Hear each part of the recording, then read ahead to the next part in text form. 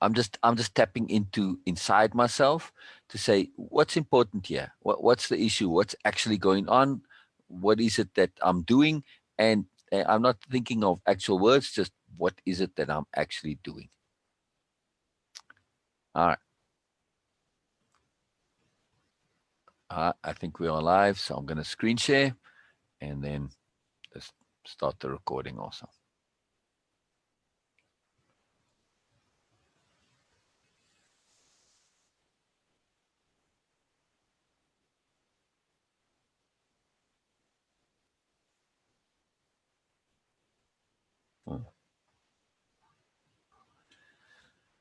This post on Adamance and diplomacy, it's come up quite a few times since I posted it, and it's really connecting with those who've been reading it. And I'm really keen to read it with those whom it's connecting with. So hopefully others will join us also. But neither way, it doesn't matter. Sure, this is a post that's really touched you, right? So we're going to read it and then discuss as you come along. And anybody who wants to join, feel free to join. The Zoom link is there. All right, this is a deep post for me also personally. Yes, it's a long post, but sometimes the longness is important because there's much to it and it is interconnected. So yes, it's a post on Adamance and what Adamance is, but it's also a post on diplomacy and particularly capital D diplomacy. The two are interlinked in very intricate ways. And so we are going to look at three different things. Adamance on its own, diplomacy on its own, capital D diplomacy, and also the connectivity between the two and why they are necessary. And this comes from a conversation, and then it leads to a deeper elucidation on it later on. All right, so I'll just start reading. Adamance and diplomacy. Yeah, people have many sides. That's what I meant by the strong stance. To me, all people have many sides.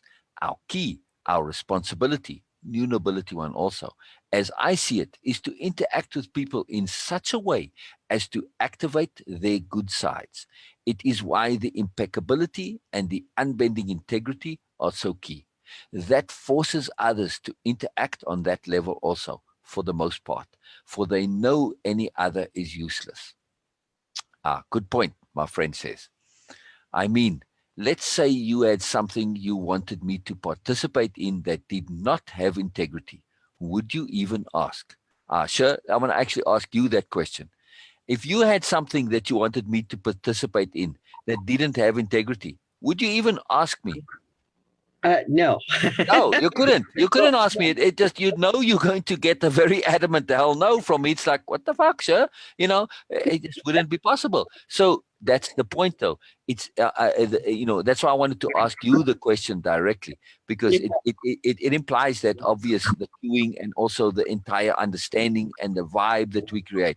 So it's very powerful. So my friend says, yeah, no. Like you say, we all have a dark side at times, if not all the time. Anyway, so then they had to go. So I leave these conversations in, by the way, because it gives a flavor of the interactivity. I don't know. For me personally, I just find that quite enjoyable. Yeah. So anyway, so they went, and I just continued to let my points come out, because that's just the nature of the thing. When the energy's there, you got to run with it. Yeah. It's useful. It's useful because stuff comes and then it doesn't come back again. So we have to let it out when it comes. All right, so to take this to its end, for it is a chief component of that diplomacy, capital D diplomacy, and that is the cueing. It is giving a dog a good name and they will live up to it. It is having only the best of expectations and providing the environment for others to live to that. And of course, being conveniently unaware when they fail to, for they sometimes will, as they are entrenched in habits and so on, and often can't help themselves for behaving in self-defeating ways. But we can make a difference, a huge one, and we can create personal interactive microclimates that prompt and stimulate and encourage and suggest to others how to interact with us. And the key is with us. So this is an important point here that I want to just pause and elaborate on, because this is not about a mechanism where we are trying to get others to behave in ways that we think are ideal or they should behave this way. No, no, no. And once again, absolutely no. Hell no. This is not about that at all. It is simply we are saying that, hey, when you interact with me, I see you as a good and a nice person. I see you as a kind and a caring person. Yes, I also know that that's not, that you might possibly sometimes behave like a jackass, but according to me, that's an exception, and I'm not going to bother with it. And I'm only going to be focusing in on your nice side, your kind side, your good side, your integrity side, your thoughtful side, your spiritual side. That's what I'm focusing in. So, in this interaction with me, you are free to behave with that side of you to your fullness. And I'm aware too that most people don't often get that opportunity, or sometimes don't, or generally don't. But with me, you're always free to behave that way. There's no holds barred on your goodness when it comes to interacting with me. Many situations in life we have to inhibit our goodness for all sorts of reasons, and it's kind of sad. But the logic here of this particular mindset and this queuing and this capital D diplomacy mechanism is, we are saying, hey, with me, and when you're interacting with me, you are free to be your absolute most goodest self. And I'm specifically using goodest here, not best, your goodest self, because we don't know what our best is, but our goodest self, right?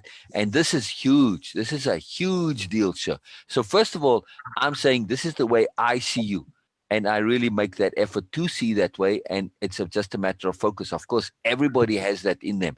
Now, yes, greater and lesser degrees. Yes, I know sure can get irritable sometimes or whatever. But hey, in our climate, in our relationship, we're creating a vibe and an environment where it's kind of almost become impossible for that to happen. Am I right, sure? Yes. Right. And that's what our Zoom groups are all about, right? Our Zoom sessions. When everybody joins, it's not possible to be that way because the climate doesn't allow for it. It's really huge.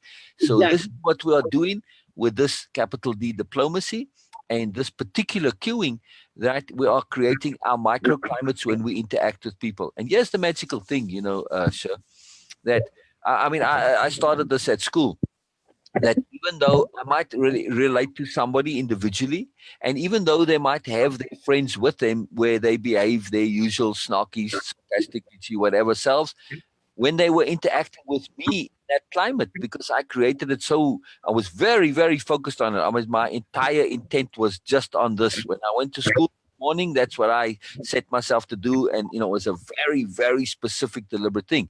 And anyway, it's a long story, but the point I want to make here is that even though they had their friends around them, they still related to me in that moment of interaction from that side of themselves. So it wasn't always easy for them, and sometimes it was a bit awkward. But sometimes or at least mostly, they just forgot about their friends. Their awareness got so consumed in the opportunity to be their good and nice selves that they just kind of forgot about it. And it was really huge. It was really quite a magical thing to see, and it was just massive. It was really, really transformative in the school as a whole. It was something different. So I'm making this point here. It's not about me, but how powerful this can be. It's something really massive. It's just a really big deal. Now, this also bases on, look at school. I saw many of those kids, and one girl in particular. When I first came to school, I said, "Man, what a beautiful girl!" I actually said, "Beautiful person." And then I said to some guy, it was one of the first days. I mean, he just happened to be close by. I just wanted to share my appreciation. I said, "Man, wow, she's like really awesome." And he said, "What? Her? No, she's a total bitch." I said, "No, no, no, cannot be, impossible." And then, I kind of like observed her a little bit. Um, and I saw, but she's actually super sweet and nice and very sophisticated and intelligent and aware. But at the same token, she had that deep inner niceness and goodness and sweetness and sincerity. And so her bitchiness was a protective mechanism. So, okay, it all fell into place. It makes sense. But that's often the case. And it was so the case with this particular girl.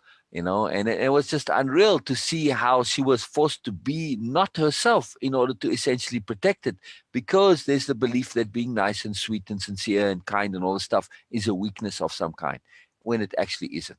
It's an unfortunate belief. So, yes, Well, I'm going slightly off topic here.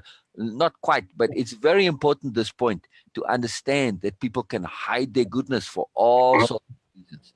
And the chief one is that they see it as a vulnerability or a weakness in some way, when absolutely it isn't. And it's really sad.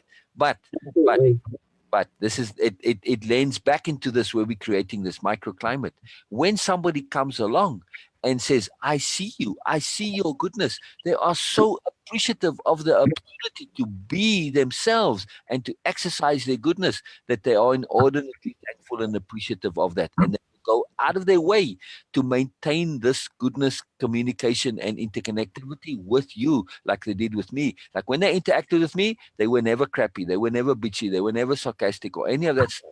Never. They really made an effort to maintain that. All right. So now also have some overview perspective here to say, Yeah. despite people's best intentions, if there's sustained interaction, they might not be able to always sustain that. They might slip into their habits of being snarky or being sarcastic sometimes. At those times, we just kind of have to not hear it. It's a very particular skill to deliberately be unaware of things, but it can be done. It's like, okay, I didn't even notice that. And they're like, oh, good, he didn't hear me say that. And okay, it was just a nothing thing. Yes, of course, I actually did hear it, but I didn't react to it. I just minimized it and kind of threw it away. I didn't even ignore it really. Just okay. I just like I didn't hear that, and that's huge. It's very huge to do that, especially with children. You see this very often. They make every effort to live up to whatever the new conception of them is, their new way of being, but then they make mistakes and they screw up. If we focus on those, it kind of collapses this new style of being that they're getting into. So we have to kind of be unaware of it. Okay, no problem. And, you just have to keep carrying on as if they're doing the thing okay and all that. And then they get confidence and it builds on that. So, it's a very sophisticated application of awareness, but sometimes we have to be deliberately unaware. Yes. Yeah?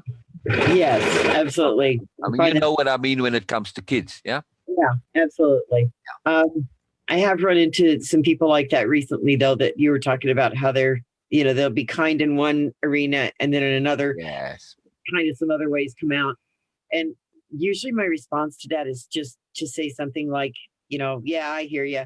And then kind of change the topic up or the Right. conversation tone. And I'm forever changing the tone. It Right. can be draining, but at the same time, I feel like it's the best way to do it. To not allow them to slip into that. Yeah. I call it just crappy thinking. Right. And again, not allow is a strong term. It's not quite one that I would use for my own sense, because it's not up to me. If they want to do that, it's up to them.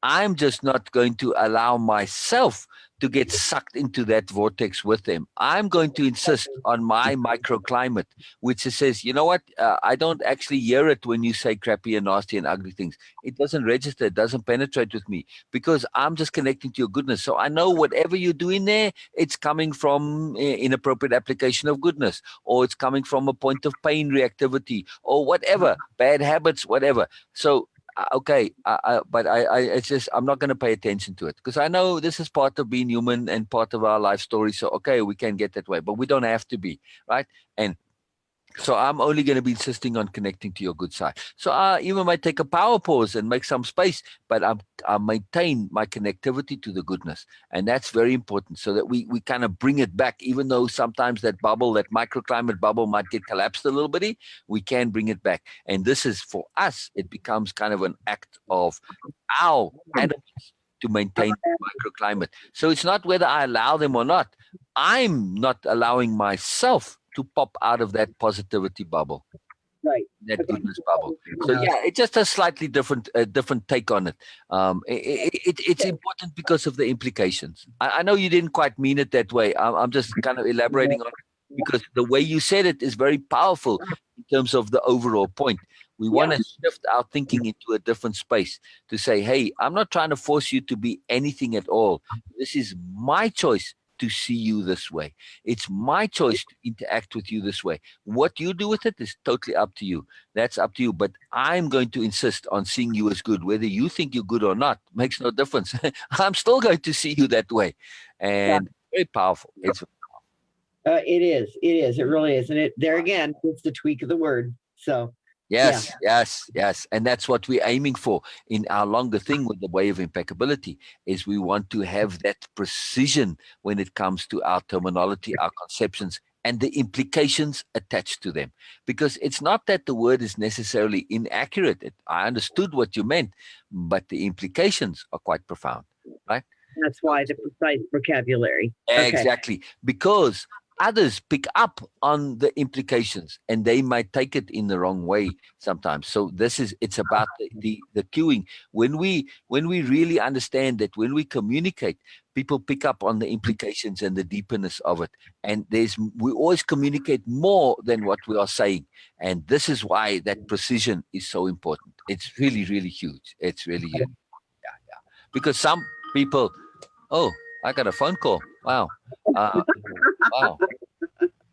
Oh, that's unusual. Okay. Well, it's on Skype, and that's quite unusual. So, um, um, let me just answer this. At least type there.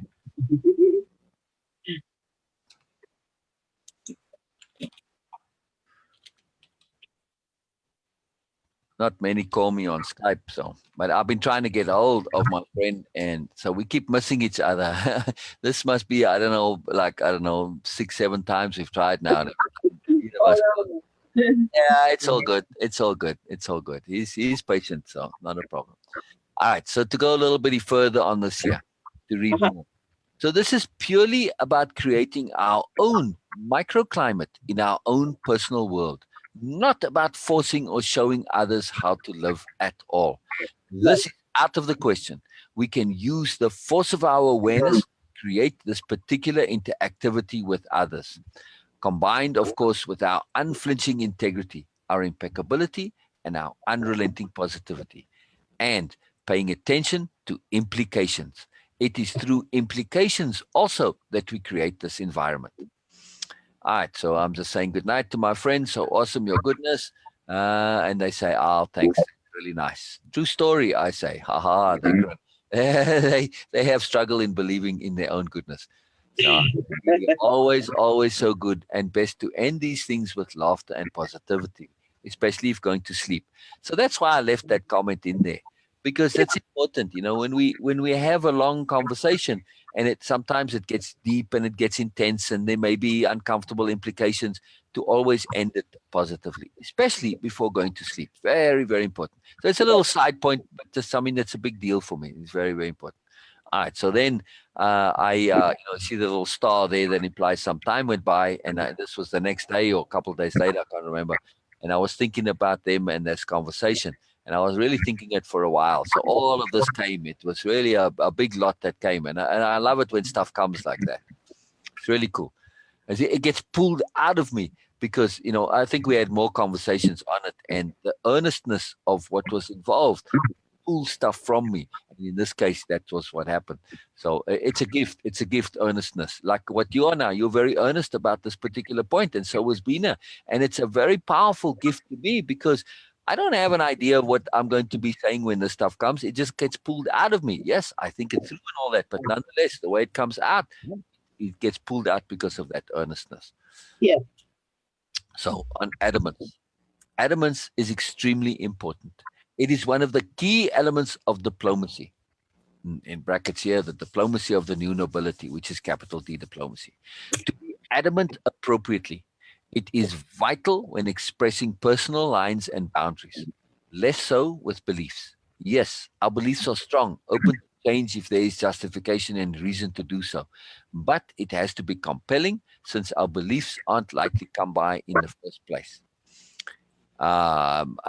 This was a big point when I was chatting with Bina in this. I'm not sure if it touches and resonates so much with you in terms of the beliefs and how our beliefs, yes, we commit to them in an absolute way, but we also know our beliefs are only as good as long as they last, right?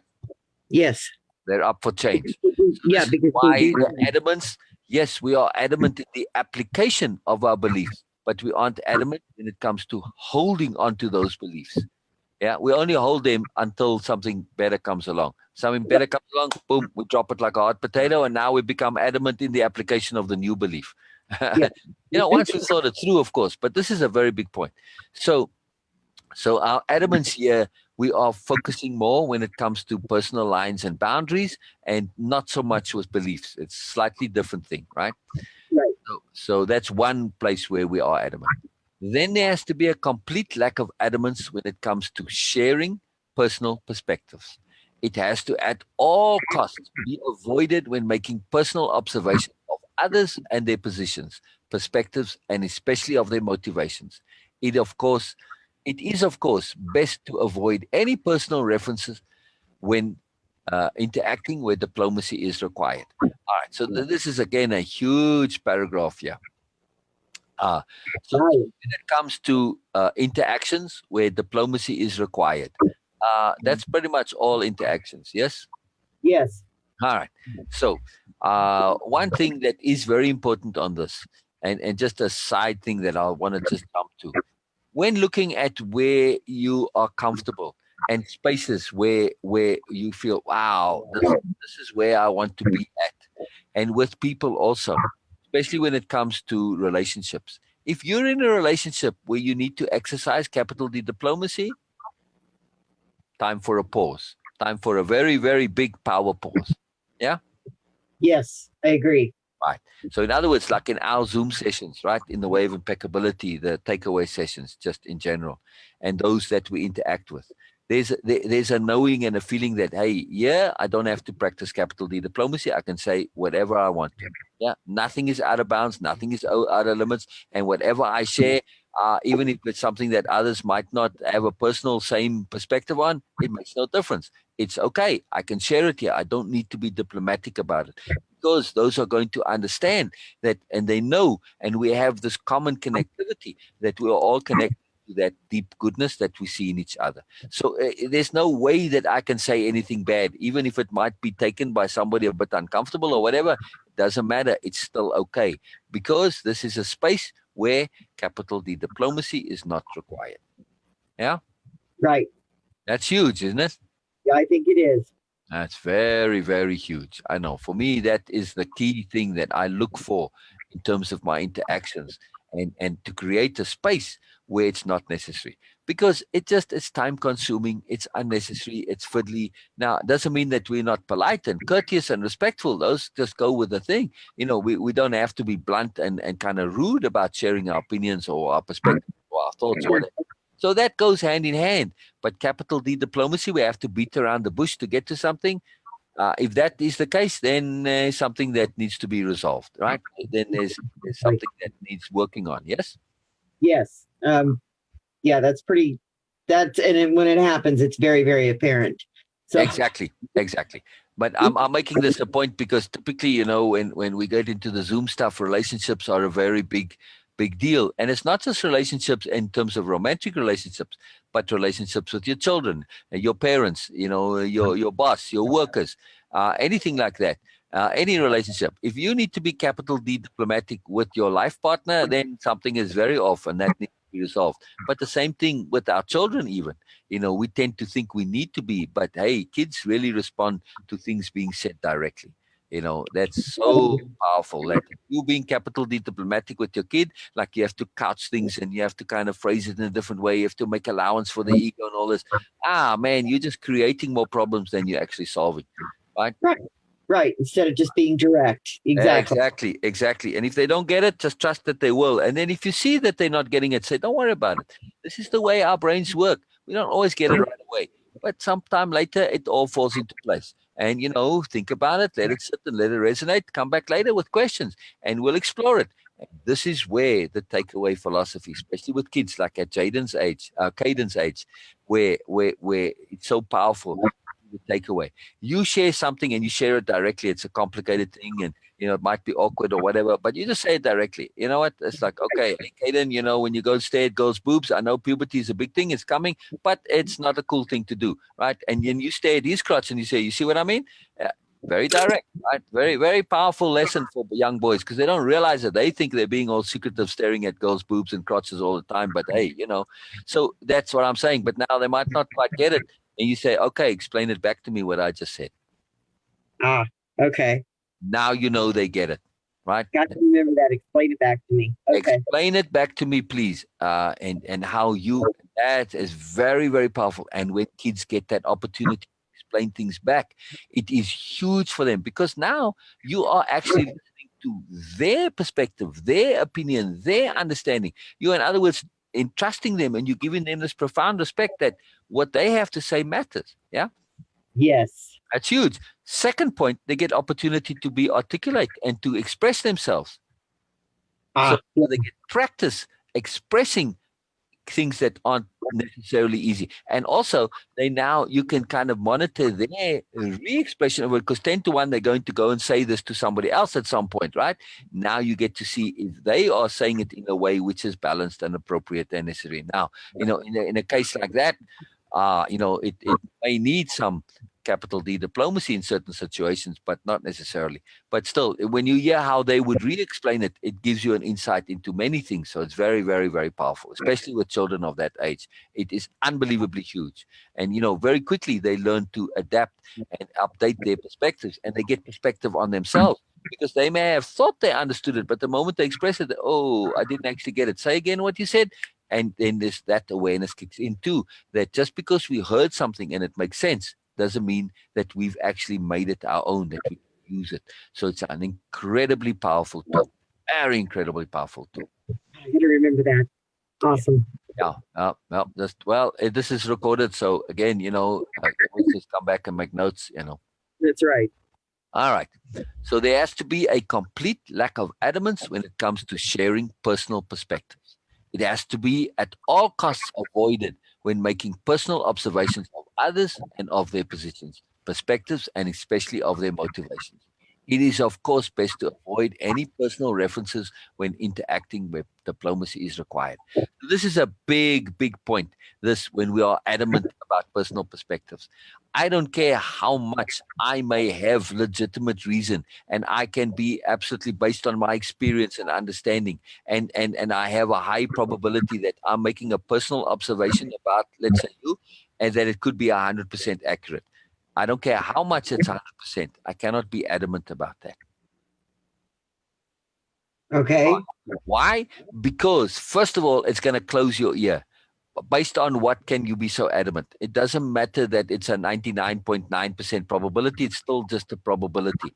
You might be the exception. So when we are adamant about our personal perspectives of others, we remove the possibility for them being the exception, right? Which, of course, that's very important. We need to be exceptions in so many things. And so often, most people that I know anyway are exceptions in so much, right? I mean, like you're very exceptional. Take anybody that we know, and most people in the group, even the sassy group, right? Pretty much everybody's an exception in their own way, right? Yes. So this is very important, to not close that door that you can be exceptional. Secondly, when I do share that perspective, right, and I share it adamantly, I'm essentially locking them into it. Well, locking them into it, or just telling them that this is how it is, and there is no other. Right. My take on it would be right. Now, Right. But here's the downside of it. Let's assume that what I'm saying is actually accurate. And, whatever I'm saying, sure, from my perspective, I see you as this. And it is accurate. Right in that moment, it becomes something that now gets reinforced. And even though it is accurate, it now remains so because it's locking it in. But also, right, this person might not necessarily have been like, okay, say, you know what, sir, you have a tendency to say blue every 20 words for no reason at all. I'm just picking some ridiculous thing, right? Now you say, oh, wow. Right in that moment, and I say it, and then let's say this actually is something that you do, and it's really is true. But if I was really adamant about it, right, as this is something that you do, like in the moment, oh my goodness, I realize that I've done that. Because if I don't say it with adamance, it creates an opportunity for you to say, oh, I really have been doing that. Okay, I'm going to change right now. Because of the lack of adamance, there's an opening for you to change right there in that moment. So even though what I'm saying is actually accurate, because it's said without adamance, it doesn't lock it in. And there's the ability for the self-awareness to change and to say, yeah, you know what? I have been doing that.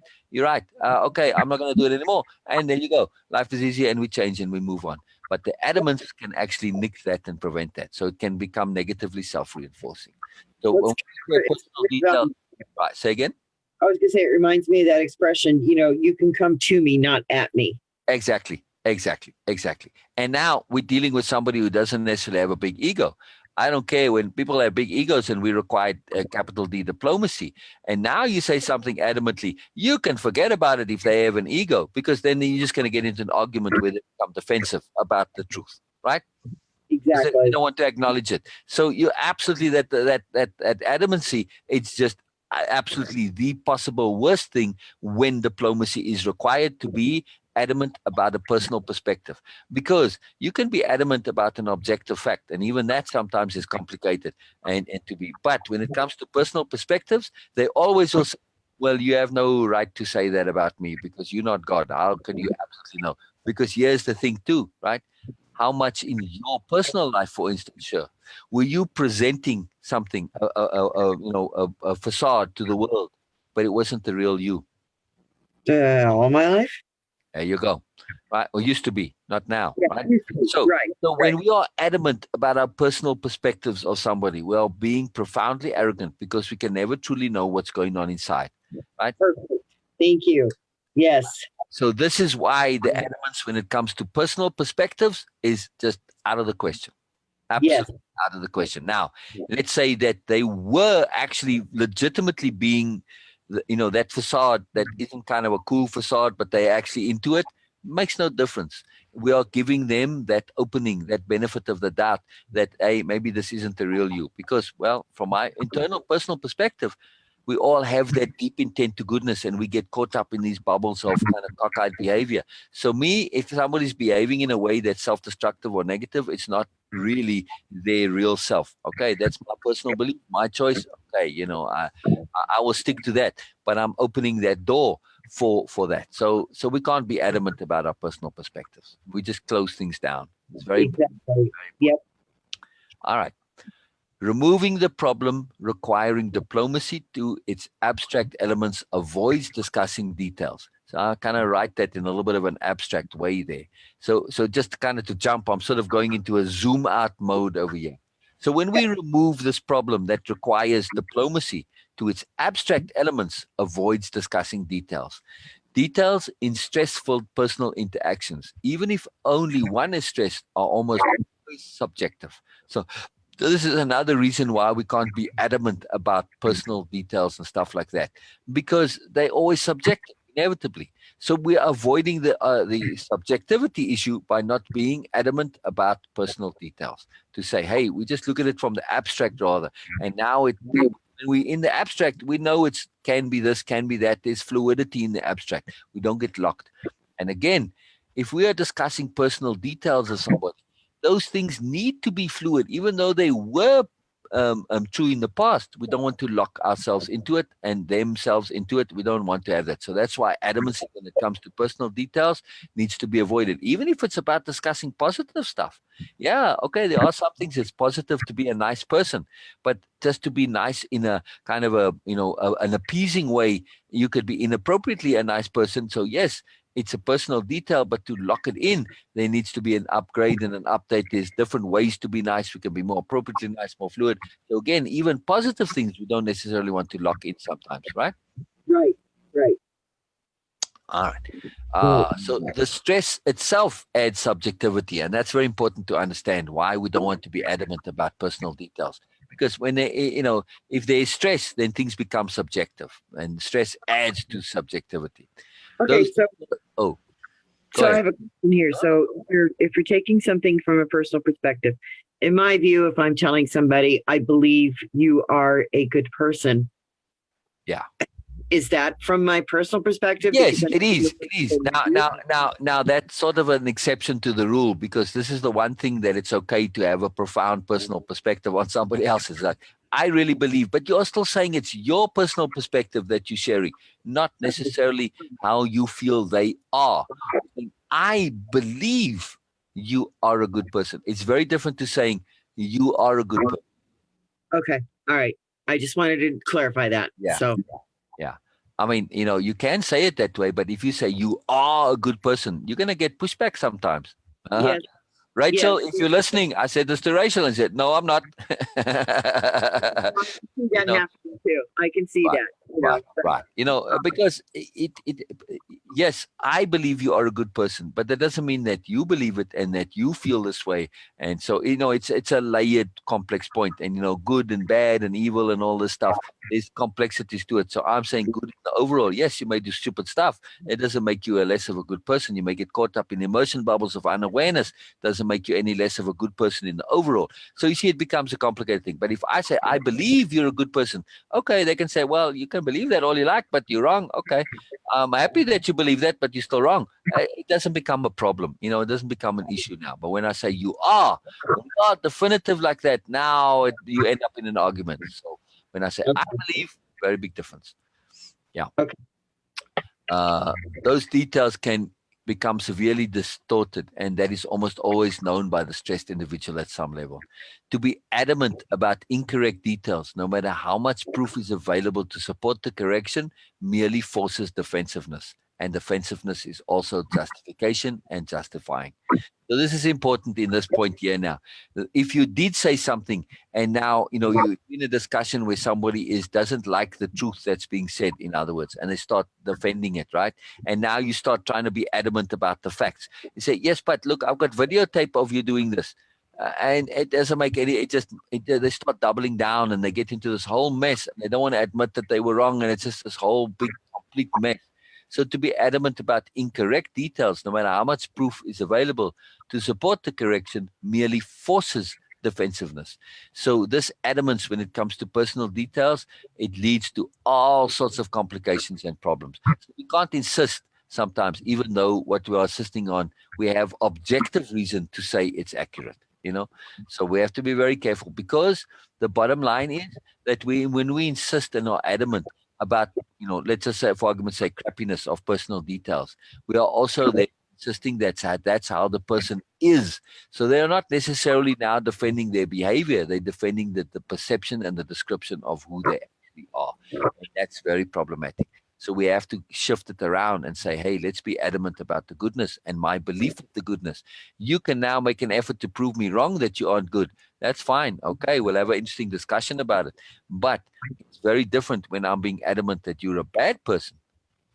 Very few are going to say, okay, yeah, you're right. Now, they might do that sometimes because it's a way out for them, and it's an escape clause, and it's okay. But again, there's no value in that. Right. So lots of nuance in this. Right. Just for whatever reason, I was just thinking about, people in courts of law doing this. I don't know why. It just popped into my head. Oh, it's interesting. Yeah, in courts of law, they try to make the excuse, well, I was just born a sinner, bad, I couldn't help it. And they want to claim their inherent supposed badness as a mitigating circumstance. Right. Doesn't work actually in courts of law, but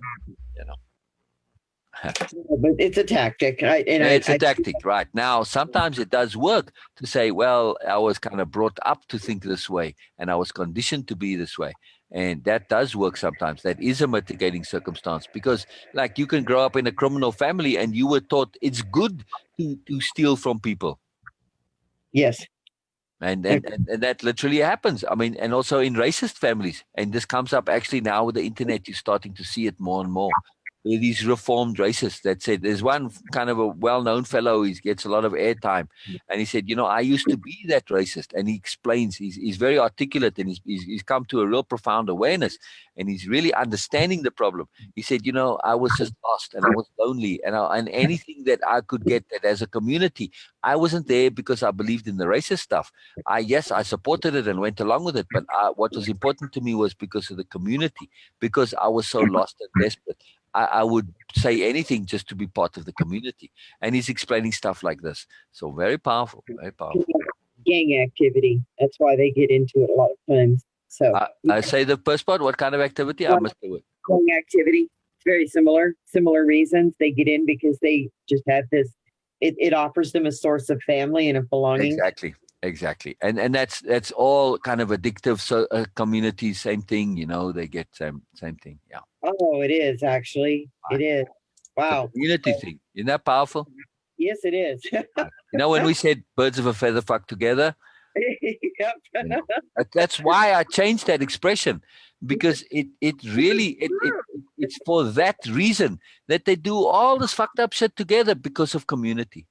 Yeah, They exactly. feel, and also some people want a support for essentially what they feel is depravity. So Uh, they go to communities where it's okay to me to satisfy my indulgences and satisfy my whatever version of depravity they think of it as depravity. It might not necessarily be so, but they are looking for that confirmation and support of it. So that's also another reason for community. So there's two, like in that case of the racist. Yes, he was saying some get sucked in there because they are just lonely and lost. But others go there because they privately truly feel and believe this, and they want others who support and share the same view. In other words, because they know it's unjustifiable. So they are looking for others that will help them to justify what they actually deeply inside them know is unjustifiable. So it's a exactly. very complicated thing. It's very profound. All right. So we're coming to this where we are looking to say where adamance, we are still on this point of adamance when it comes to personal perspectives on others. It's just not a good idea. Uh-huh. Because defensiveness and justifying are where distortions come into play. Effort is being made to support an inherently indefensible position, the awful truth in play. It does not want to be forced and indeed cannot. So this is the issue that, when we are being adamant about somebody's personal stuff, our personal perspectives on them, we're saying this is how you are, we will start to defend it very powerfully. And the problem is they are looking to now defend an indefensible position, that awful truth that they know is so and is indefensible, but we can't force people to get to the awful truth. They have to come to it by themselves. Yes. And So true. it is. Awful truth is a huge deal. It's a huge deal. And you know from personal experience, sure, when you faced and dealt with the awful truth, when you truly went into it thoroughly with fullness, right? What Yes. happened? What happened to that awful truth? It It, became the awesome truth. yeah. Yeah. But it couldn't be forced. No, it couldn't be. All the counseling and all the everything, like I said, none of that was ever going to make it happen. Right. So, Right. right. Right. Wow. Ain't I that love something? that. Ain't that something? Yes, it is. I love that point. Yeah. Yeah. And to adamantly insist on entering contrary truths will only serve to entrench the distortion being made in order to justify. So if somebody is defending the indefensible and we kind of be adamant about this, all they do is they double down on the defensiveness and it just entrenches this reluctance to deal with the awful truth. Well, yeah, and that's in a lot of ways too, like with like we've discussed with AA, you can't lead. Here's the expression: you can't lead a horse. You can take a horse to water, but you can't make him drink. Right. Yeah, Exactly. so that's Exactly. what right Yeah. there. Right. Okay, Exactly. I Exactly. got it. So all we can do is create the climate in which dealing with the awful truth is not a problem. Yes. We don't see it as a problem. And just that, again, we are creating a climate where we are connecting to your goodness, but also there's built into our awareness of this microclimate. Yes, we understand you've got things to learn. It's not just because I think you're good, doesn't mean that I think you don't have stuff to learn. So now part of your goodness is your desire to learn and improve. Now we're creating a kind of a microclimate within the microclimate, one where goodness is associated with learning and growing. Goodness is associated with honesty. Goodness is associated with openness and sharing. Hey, I need to learn this. Oh my God, I was such an idiot and an asshole in doing this stuff. So now I can be open and honest about my learning and growing. I can acknowledge my nincompoopery. And that's why I love that word nincompoopery. Because, okay, some of the stuff we did by nincompoopery is a very gentle word to describe some of our past behaviors, right? Yes. But it creates, again, Perfect. that microclimate where we can do this and we can be open and we can acknowledge that our goodness has some adjusting to it that needed. Yeah. Yes. Perfect. Yeah, it's a huge deal. It's a very, very big deal. So this is the thing to me to be appropriately adamant about. We are adamant about learning and growing. We are adamant about the power and necessity of awareness. We are adamant about integrity. We are adamant about ethics. We are adamant about impeccability. So it's very powerful. It's very powerful. We are adamant about creating a climate where we absolutely know without any reservations. We know it. We're not choosing to believe it. We know it, that those we interact with are good. No doubt. No doubt. How we express that goodness, that's a different deal. We understand that that can be cockeyed sometimes. But bottom line, I know you are good. So whatever you do, I always know it's goodness at the root. It may come out somewhat cockeyed. And if I do say, if it's coming out a little bit, I'm just like, what's going on here? Let me take a little bit of a pause. Let me reconsider how I heard that. Let me see what's going on. So I don't automatically start becoming combative or argumentative or, in any way stressed by it. No, because I realize it's just, the cockeyedness of communication. This communication is very cockeyed business, right? It's haphazard. It's not always very clear. So that we make allowance, in other words, for the cockeyedness of communication, because we insist, we're adamant about that unknowing that somebody else is good. Yeah? Yes. Yeah. Huge deal. I love that one. Yeah. And that was a nice adamant yes. Love that. Right. So we're still on the details of this, where we're dealing with something in personal perceptions and potentially arguments. We're still on that. It is the adamance of the stress that is problematic. Thus, the lack of opposing adamance is a huge tool. One cannot push against nothing. Here we have to lead by walking backwards. It is a powerful tool. If the stress does not feel they are being pushed and feel they are doing the pushing, they relax. Their adamance is no longer needed. So I'm kind of saying it in a very abstract kind of overview way, But I'm really just saying that if you're in an argument with somebody, so it's their adamance on the stressed aspects that is the problem, right? So they're being adamant about their stress, really, because that's the awful truth. It's uncomfortable, it's unpleasant, whatever. And this is causing them stress, and they're being adamant in the justification and all of that. But if we are adamant in return, then it obviously just escalates. But if we have a complete lack of adamance, right, this becomes a kind of a vacuum. And this is the point here. One cannot push against nothing. Okay. So in arguments, when you have an absence of adamance about their personal details and your opinion of their cockeyedness, now you're justifying, but justifying against what? You can't push against nothing, right? So they're pushing all of this justification and defensiveness, but if there's nothing on your side, then it becomes kind of stupid to do it, and it becomes pointless, and it collapses. Yeah? Well, okay. I read you. Yep. Yeah, one cannot push against nothing. So our lack of adamance in terms of resisting, in other words, we're not arguing, we're just listening, we're just hearing.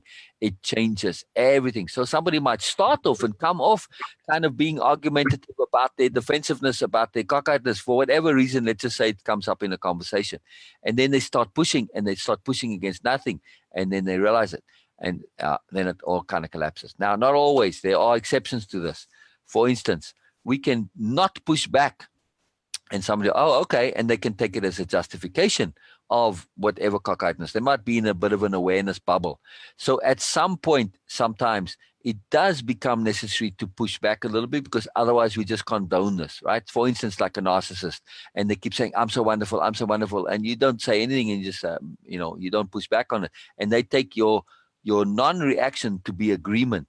And they think I'm wonderful too. And now you're condoning this narcissist. At some point, you basically say, hey, I don't think you, in the way you think you're wonderful, I don't share that belief.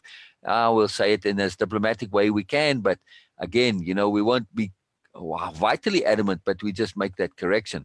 So this may lead in some cases to worldview collapse. So it's kind of a tricky thing to deal.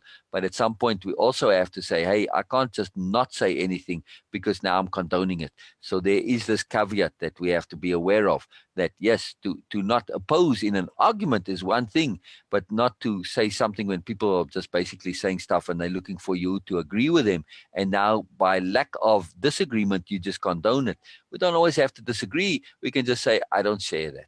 That's all. I don't say I agree or disagree. I believe something different. I'm not saying you're wrong. I just believe something different. We are now shifting from a right-wrong mindset to a difference mindset. They say, you can believe what you like. I believe something different. Right, there you go. Very easy way to avoid that inadvertent condoning of others' opinion. Yeah. Sorry, I was sewing. No, it's okay. That's why I have the pause. I realize it's going to take you a little time to unmute. It's not a problem. It's cool. It gives time for things to settle a little bit, because this is kind of a big point, and I'm going a little bit off of this, but it's a huge point, because that we find ourselves sometimes in very tricky situations where somebody's saying something, and it's like, man, if I what you're saying just really doesn't. Let's say they're spouting racist crap. It's like, man alive, I don't believe, I don't, but if you say something, it's going to lead to a big argument, right? Yeah, exactly. And So, that's right. so when I tell somebody in that kind of situation, or not even say anything and just let them spout, Right. that then they come back and say, well, your silence says it all. It just tells me that I'm right. Exactly. We inadvertently become complicit in condoning it. So that's what I'm saying. Sometimes, like when it's a very personal thing and they're being adamant and they're looking to justify something that they know they can't justify, and they're kind of struggling with the awful truth. That's one thing, because we're not condoning what they're saying because they themselves don't condone it, right? So we're just giving them space to kind of wrestle with the awful truth and kind of make peace with it, right? And by us now not pushing back against it, that creates this vacuum, and they realize that, oh, you know what, I'm defending the indefensible. I'm trying to defend the awful truth, and I can't really do that. So then it becomes their internal honesty gets triggered, and they have to go back and rethink it and say, you know what, I was in this whole defensive mode about something that's actually indefensible, right? I was trying to defend my anger, which it's really indefensible, right? So that's just something they have to learn to deal with. But in cases where people are pushing stuff in a way like that, where they now want you to, it's not about them struggling with their own inner honesty. This is a position they want to push for their own reasons and their own narcissism or ego or whatever the case may be. Now it's a kind of a different situation. But here we can apply diplomacy and simply be adamant to say, you know what, that's cool what you believe. I believe something different. Now I've avoided the whole right. They can't say, oh, well, your lack of agreement means that or lack of opinion means you agree. No, I've just said, but I'm not saying that I disagree or think you're wrong. I'm just saying I believe something different. You might be right in what you believe, but I believe something different. Okay, so then when they keep coming back at you, that's when you just say, well, I've got nothing else to say. I mean, how do you stop that kind of conversation? Right. Because You say, hey, we can believe different things. I like red and you like blue, or, I don't eat eggs and you eat eggs. Just because I don't eat eggs doesn't mean I think it's wrong for you to eat eggs. You're free to make your own choices. And I respect your freedom to choose whatever you choose. In brackets, I respect your freedom to choose stupidity. So I respect your choices to be a nincompoop. That's your freedom of choice. I cannot argue against that. At the same token, if you want me to respect you, then respect me for choosing something different. You see? So we're saying it in a very nice way. To say, hey, you know what? You're free to believe whatever you like. I don't have a problem with you believing what you want to believe. I truly do respect people's choices to believe whatever they believe. However, I choose, and that word choice is very important. I choose to believe something different. That's just me. That's just yeah, how I am. and okay, so just a real quick example here, very similar to what we're talking about, except that I was being let me see, somebody told me get my life right, that I was defensive, this, that, and the other thing. Right. I was like, well, okay, that's your opinion, and first off, you don't. I know I handled it wrong initially, but then when I came back, I was like, okay, I respect your opinion. Some of what you're saying might be right, some of it might not be. However, I'm going to choose to approach this in the way that works for me. Right. And still that person kept coming back. And I just finally just said, well, we really don't have much more to talk about, because we're obviously not Right. understanding that this is a mutual respect situation. Exactly. And there you are being adamant about maintaining your boundaries, which is where the article started. That, hey, when it comes to our boundaries, we can be adamant. Yeah, I'm pretty sure I was dealing with a narcissist. I'm There you pretty sure. go. Oh, absolutely. And also, it sounds to me like you're dealing with somebody in a pain situation, because almost always when people say outrageous things that are obviously not true, it usually applies to themselves. Yeah. So Well, what they were saying about you actually applies to them. I was pretty certain of that part, and I didn't want to say it to them. I was Right. just going to say, Right. I respect Right. you for your Right. opinion, Yeah. but this is what Um, we're doing right now. Yeah, yeah, it's a big deal now. Capital D diplomacy, it like regular world diplomacy. It is a profound skill, and there's many kind of it's a very complex skill, and like all complex skills, it takes time to learn them all. Like sewing, you don't just pick it up overnight, right? You got to learn it, you got to practice it, you got to apply it. So Right. when dealing with people in that opposite logic situation, you can kind of react to it. Like when they say things to you, you can just respond as if they're saying it about themselves, like in that situation. And I think we mentioned this before. I'm pretty sure we did, but I'm just going to repeat it because it's pertinent here. To say like, "Wow, that's really interesting. I didn't know you felt that way about yourself." You Right. responding as if what they said to you applies to them, and they might come back and say, "What the hell, sir? I was talking about you, not me." Said, "Yes, I heard you. I heard what you said, but I didn't know that you felt this way also." Now it's like, whoa, whoa, whoa, wait a second. Now they might get all defensive and say, but I don't. Okay, I hear you. I realize. And now you're sort of acknowledging that they're being defensive about something. But at the same token, you're being adamant about saying, what you're saying absolutely doesn't apply to me. If you're going to insist on saying this, I'm going to insist on hearing it as if it's about you, which puts Ah, them okay. in a bit of a bind, right? I can keep pushing my point, but they're going to keep hearing it as if it's coming out of me.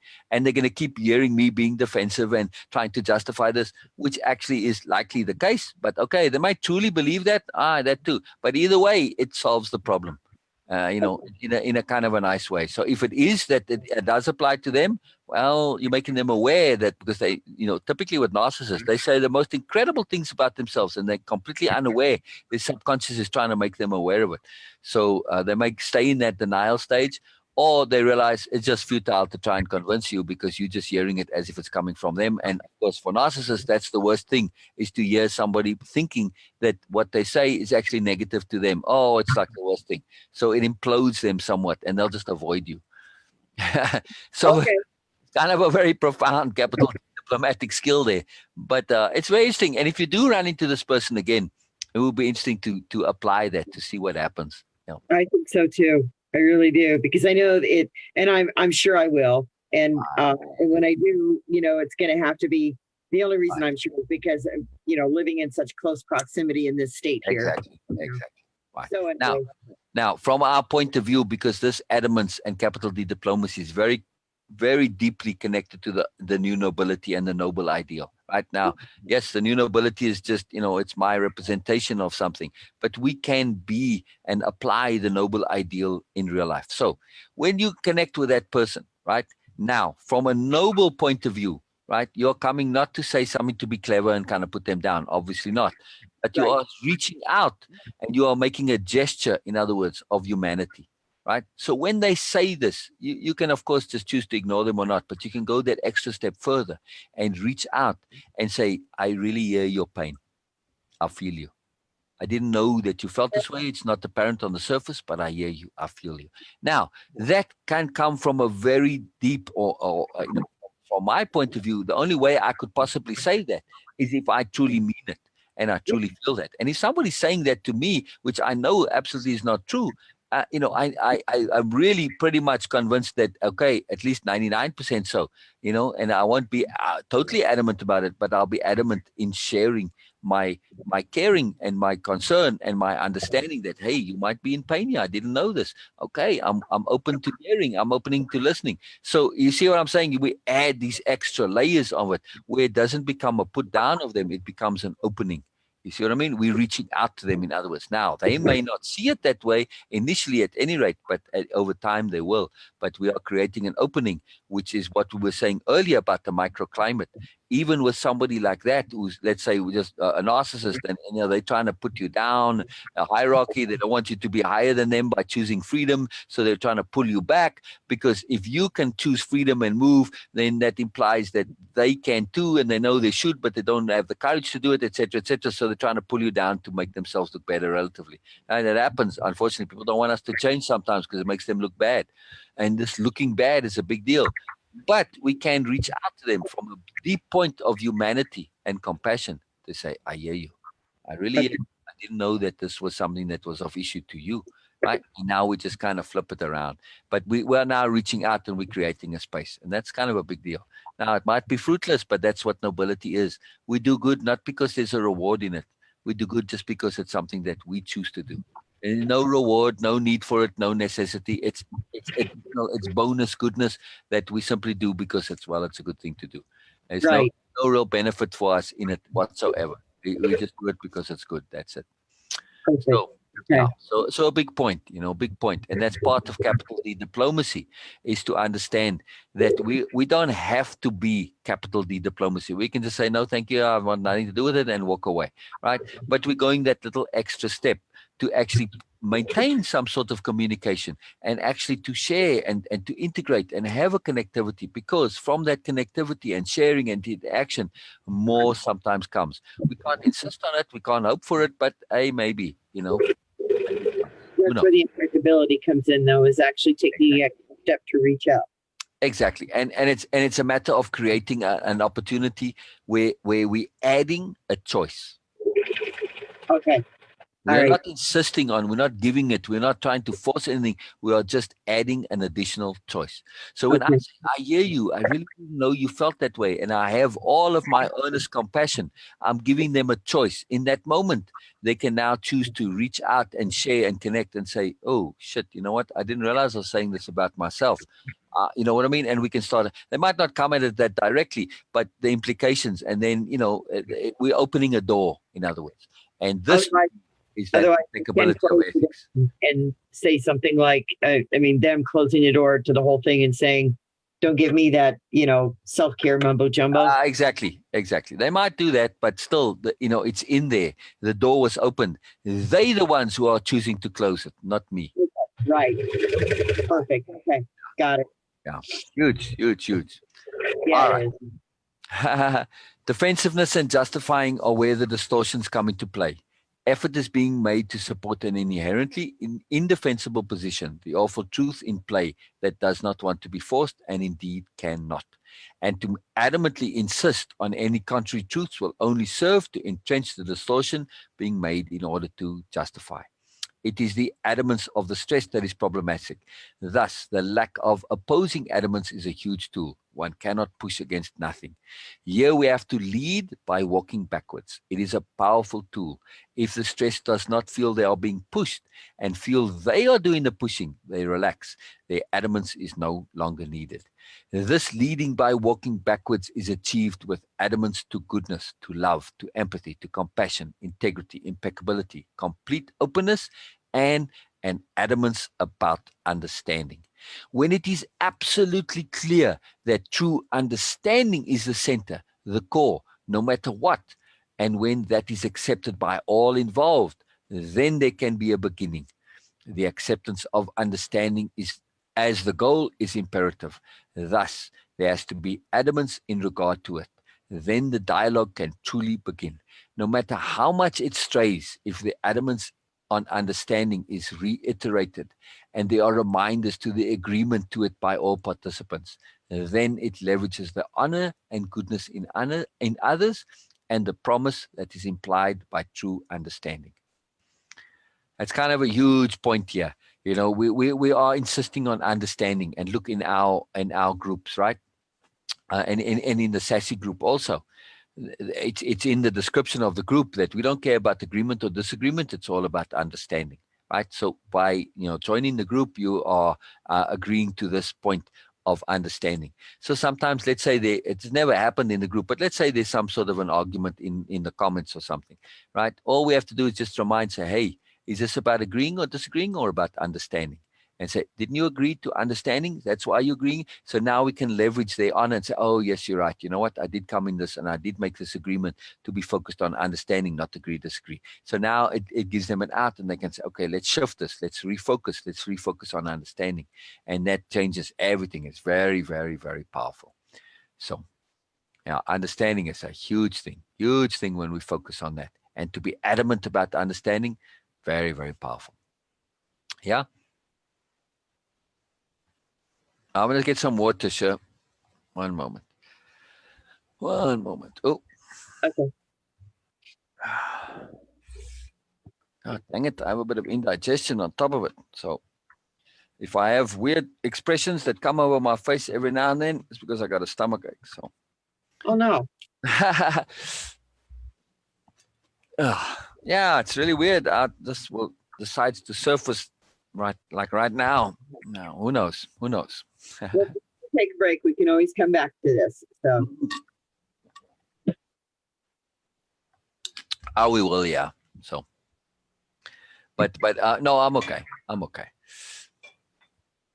It's an opportunity to exercise focus and to immerse and to leverage immersion. I have a real strong capacity for immersion, and I've really made an effort to learn to immerse while keeping a connection to the overall.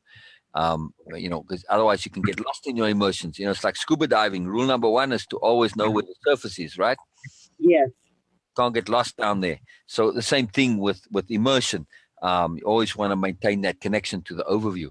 But that capacity, you don't want to lose the capacity for immersion either, because it's very powerful. Like in this case, I'll immerse in what we're saying, and then I'll forget about the stomachache. So I'm going to leverage immersion to positively right now. So there you go. And be adamant about immersing in this, and be adamant about not letting it bother me. Adamance is very powerful. All right. And that promise that's implied. So that's very important to leverage that, to remind sometimes, in a context that, hey, it's all about understanding. And then we move to a next point here. Beside the adamance on understanding, also, and yeah, I've sort of shifted when I was writing this. I was thinking of all the ways in which this applies. So in this particular context here, it's sort of shifting to more of a group conception and more of almost a traditional diplomatic scenario. You are dealing with a group of others potentially, and they're coming from a position that there needs to be some sort of coming together in a case. So sort of like diplomacy in its regular sense, but we're taking it to the next level. So, right. So first thing we have to say, there has to be this adamance on understanding, and there needs to also be adamance on sharing, and there being only one side, that all on the same side, the same understanding, truth and sensibility. So it's kind of not really clearly written that. So we want to have an adamance on sharing, and also to be adamant that we don't have our side, your side, and that no, there's only one side, and that's the side of understanding. Perfect. Yeah. The side of understanding, and the side of truth, and the side of sensibility. And that's the only side we're on, right? Okay. Yes. So we're all in this together. We're on one side, because when you get into that win us versus their mindset, winning comes into it, and unfortunately, winning has become very corrupted. People will win at any cost. They don't care, and so it's not about truth; it's about winning, which is terrible. I call it stupid winning. Yeah, well, and they do that with oh gosh, it's just everywhere, especially it's in politics. It's horrible. It's messing up all of politics, unfortunately, because they don't care about the truth. It's about winning. So you end up with this complete idiocy that you're supporting, and it's wrong, it's criminal, it's messed up, it's lying all the time, but you support it. Why? Because you just want to maintain your win, because you don't want to lose. It is, I said, stupid winning. So the winning mindset is very corruptive, very, very corruptive, because it's about relative value, not absolute value. Right. That's it. Whenever you focused on relative value, just because you actually, like, I've seen literally adults, I couldn't believe it. They were playing games, like, I don't know, Monopoly or something with little kiddies, right? And I won, I won, I won. It's like, what the hell, dude? You're playing against a child. What's the big deal here? What are you getting excited about? But they're so indoctrinated with this winning nonsense, it completely distorts their mindset. I had an employee in one of our stores one day, and he's all excited. He's like really jumping around. I won, I won, I won, I won. I thought you won the lottery or something. I said, what did you win? He said, I won the auction on eBay. Oh my. Oh my, exactly. Oh my. I was like, man, dude, you just were the one who was prepared to overpay the most. Yeah, but I still won. But I still won the auction. They said he was so hooked to this idea of winning that the reality made no difference. eBay told him you had won. Of course, it's a genius marketing move for eBay to say you won the auction, and they give you this rah-rah and stars and dazzles and whatnot. Yeah. I mean, it's absolute genius. People would buy stuff just to win. So desperate were they for winning. It's just absurd, And I said to him, you were just the guy who was prepared to overpay the most. Good for you. Oh my goodness. Yeah, it's profound, isn't it? It is. Yeah, I'll tell you what, that really gives me a whole new perspective on shopping eBay. Isn't that something? Yeah, it's really profound. It's really profound. It's really magical. So perspective shifting is truly a magical wand. Yeah, isn't it?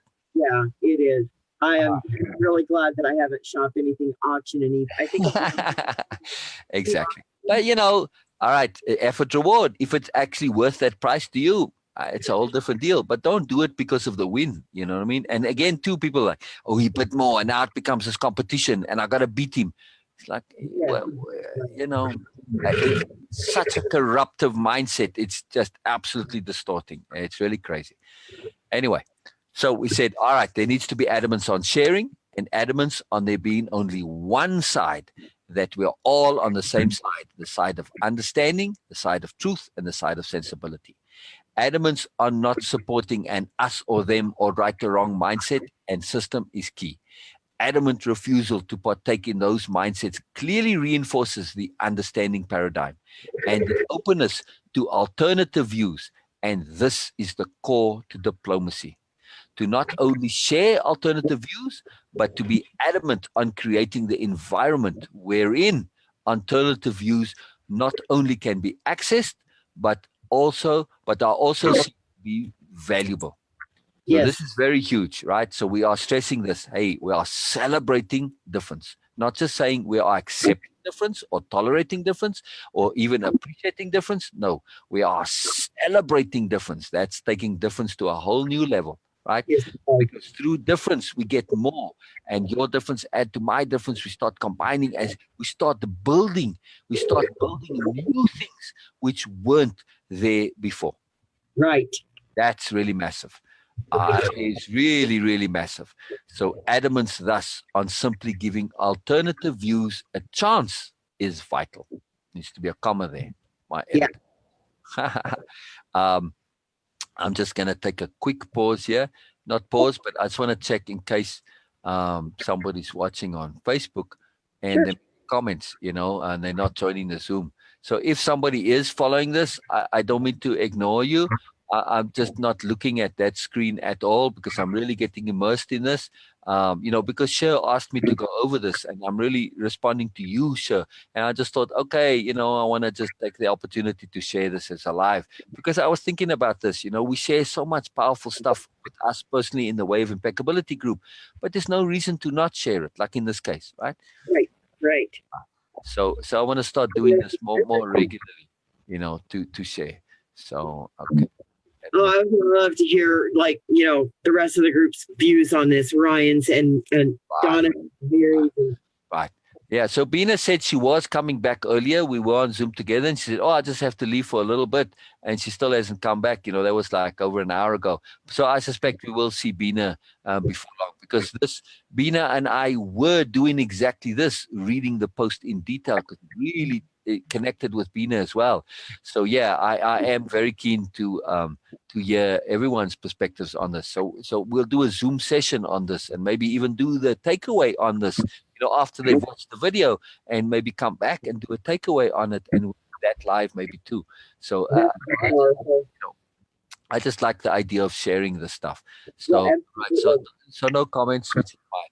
So that's fine. So in case anyway, just know, if you want to make a comment and you want to have real time response to that, then just come on Zoom. It's no big deal. The Zoom, some people are worried about some invasive software. No, it's not invasive. It doesn't do anything to your computer or your phone. It's very simple. So no problem. You don't have to sign up for Zoom. You can, just there's you don't have to do anything. All right. So adamance thus on simply giving alternative views a chance is vital. So the Right. next point that we want to be adamant on is we've had the first two so far is adamance on understanding and adamance on sharing and adamance on there being one side. Because when you're in sharing, by me, an implication of sharing is we're all on the same side, right? We're sharing. Yeah. Right. Right. So it's kind of it's implied that sharing is a one side thing. So I mean, I'm just kind of adding that because that's my view of sharing. Because it's capital S sharing should be capital S there. But anyway, so just to clarify that. Then the third point here is we got understanding sharing, adamance also on communication, adamance on insisting that the ineffectiveness and lack of perfection of the communication process be kept in mind at all times, adamant insistence that misunderstanding is always because of poor communication is critical. The adamance on the imperfection of communications also implies that the underlying intent is always good. That's a huge point. That's a huge point. So I'm going to read this paragraph again here. Okay. Adamance also on communication, adamance on insisting that the ineffectiveness and lack of perfection of the communication process be kept in mind at all times. Adamant insistence that misunderstanding is always because of poor communication is critical. This adamance on the imperfection of communications also implies that the underlying intent is always good. So we are essentially saying, even though it might not be a good intent from our capital D diplomacy, because we are adamantly insisting that if there's a misunderstanding, if there's a breakdown in our negotiations or whatever it is, it's because of communication. We are putting the blame squarely always on communication as the culprit. So therefore, it avoids saying, "Hey, you know what? I really know you're trying to get one over me. I kind of know you're trying to be crappy. Deep down, I kind of know this. I'm being real, but I'm not giving that any kind of airtime or space or credibility. I'm not bringing it into the forefront. I'm just saying, okay, it's a temporary blip. It's okay. I'm just going to de-emphasize that, and I'm going to give you an out to say, hey, you know what? If we're not agreeing, it's because of lack of communication." And really, when it comes to people with cockeyed agendas, and it's a lack of a deeper communication of themselves with themselves, and they don't really realize that yes, you might get what you want, but in the long term, it's going to screw you, which is almost always the case. You make a deal, where it's one-sided. I mean, you look after the First World War. I don't know how much you know your history, but after the First World War, I'm just going to say it, just for in general, for in case there is somebody who's not aware of this, that after the First World War and Germany's defeat, they instituted these like the peace treaty had these really really punitive conditions. I mean, they really like stuck it to Germany, like really punished them severely, and of course this led to the rise of Hitler eventually because it was such an unfair deal. It was really one-sided, and of course, who makes the wars? Not the people in the street. It's the freaking politicians in that. Yes, they may have agreed with it to some extent, but why punish the people for the idiocy of the government? You see what I mean? So Yes. so that, in other words, that peace treaty, which was absurdly unfair, created the whole Hitler thing. Excess led to excess. So this is what we are trying to say. Even though you might have a point where you think that this is something that's viable and necessary. No, we need to have negotiations. Need to be balanced on both sides. If they're imbalanced, it always leads to imbalance later on. So that's the point here. When we always insist on good and we insist on communications, we don't allow imbalance to take hold. Don't allow it to come into things. All right. So I'm going to just pause here for a moment. Okay. If you can just hang on for a second, I'll be back in a couple minutes.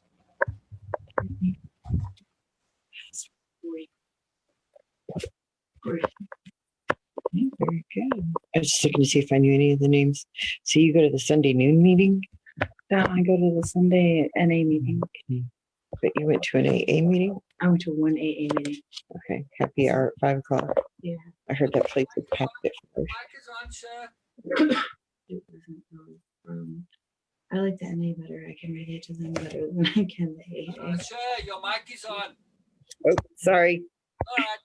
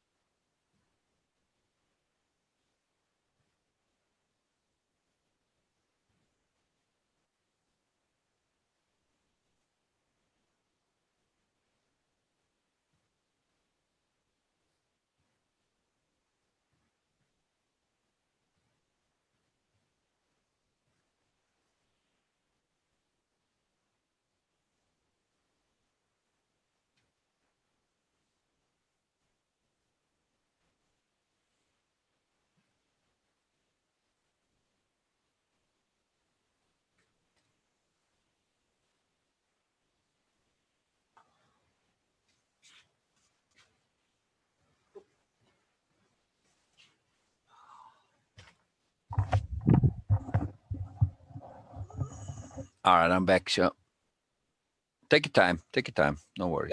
I'm here. Oh, okay. I just, when it comes to like an open, I don't think it's something that you don't mind being out there, but you're speaking to somebody else. They might not know you're on Facebook Live. So just a matter of courtesy, right?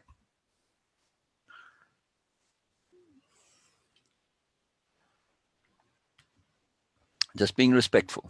Yeah, no, that's what I said. Thank you for that. I completely just spaced it off. So, No worries. No worries. so I'm going to mute my mic now so you can continue. Yeah. All right. And that is the next point of adamance, and adamant insistence that no matter how it may seem to the contrary, how much it may seem to the contrary, good intent is always at the heart of our perspectives and efforts.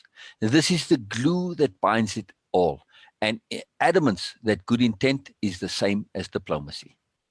This is very powerful. Even if you are in negotiations with somebody who doesn't have good intent, to adamantly insist that this is the core of it, this is our diplomacy, that, hey, even though it appears to me that in your negotiations you're trying to screw me over, I'm going to insist on assuming that actually at the bottom of it, there's a good intent. So all it is that you aren't communicating your good intent properly and appropriately or effectively or efficiently, right? So this is why that insistence, we are not being naive to assume that. We know sometimes, let's say in a divorce proceeding, and it gets really ugly and they're really wanting to screw you over. But now our insistence that, hey, this is a good intent thing. Yes, you're hurting. Yes, you're in pain. So whatever, and you feel upset, you feel betrayed, whatever you feel, it's a communication issue. We're going to insist that when we aren't coming together, it's a communication issue, because I insist at root, at bottom, there's a good intent. It just needs time for us to get to that, where that good intent can be appropriately expressed, because good intent very often finds inappropriate ways to express. For instance, somebody feeling betrayed. They might react in all sorts of horrible ways, feeling betrayed, but it's still based on their goodness, because they feel betrayal is a really bad thing. See? So it becomes inappropriate application or expression of goodness. But when we insist that, hey, you know what, I understand, bottom line, you are good. And then we keep going until we get to a point where you can connect and interact and negotiate and respond and deal with that root deep inner goodness without the complicating factors of it and the distortions of it, because goodness can get severely distorted.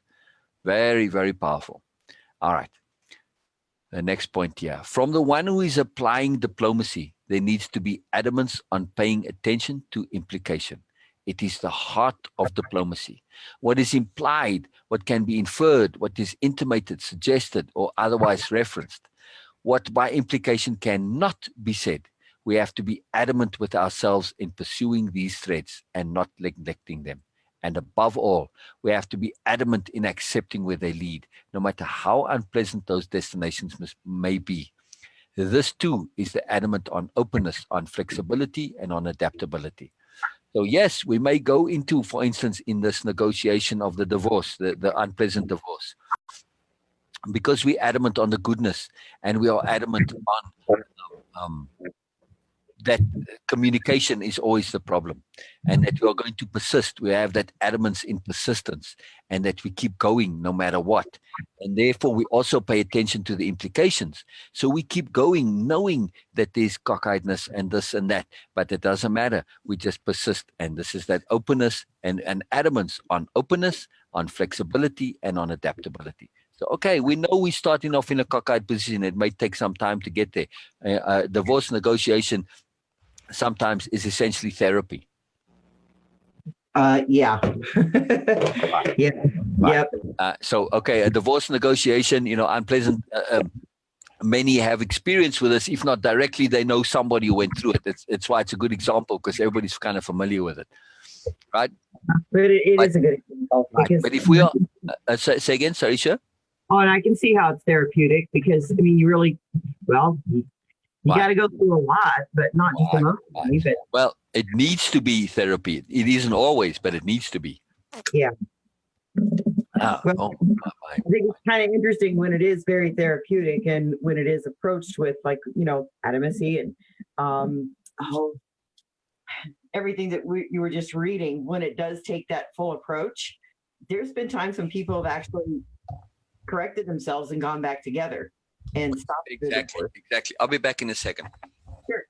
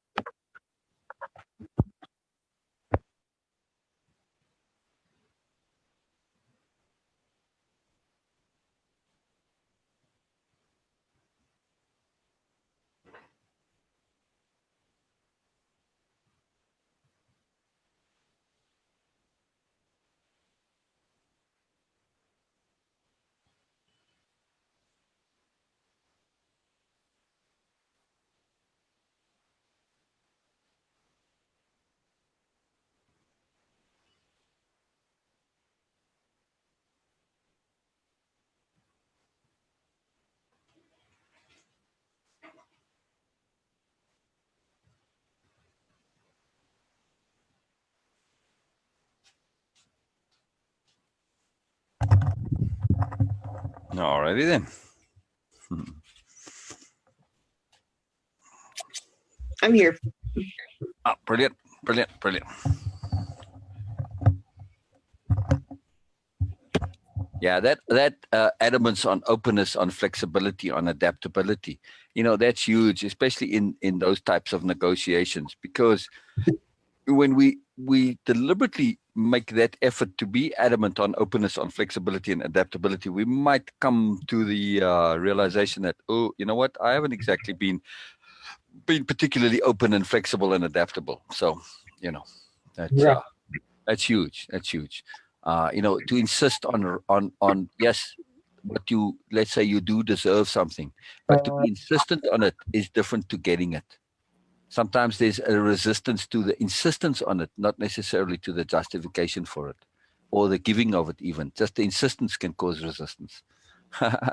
Just kind of peculiar how psychology is sometimes. And we too have to have an adamance on applying what we are adamant about, right? Or what we are adamant upon. So we have to have an adamance on applying what we are adamant upon. The adamance on flexibility is key. We have to be adamant to express prickly and sensitive points with as much flexibility built into them as possible, as in, it might seem, it appears, and to add words like possibly, maybe, perhaps, and so on.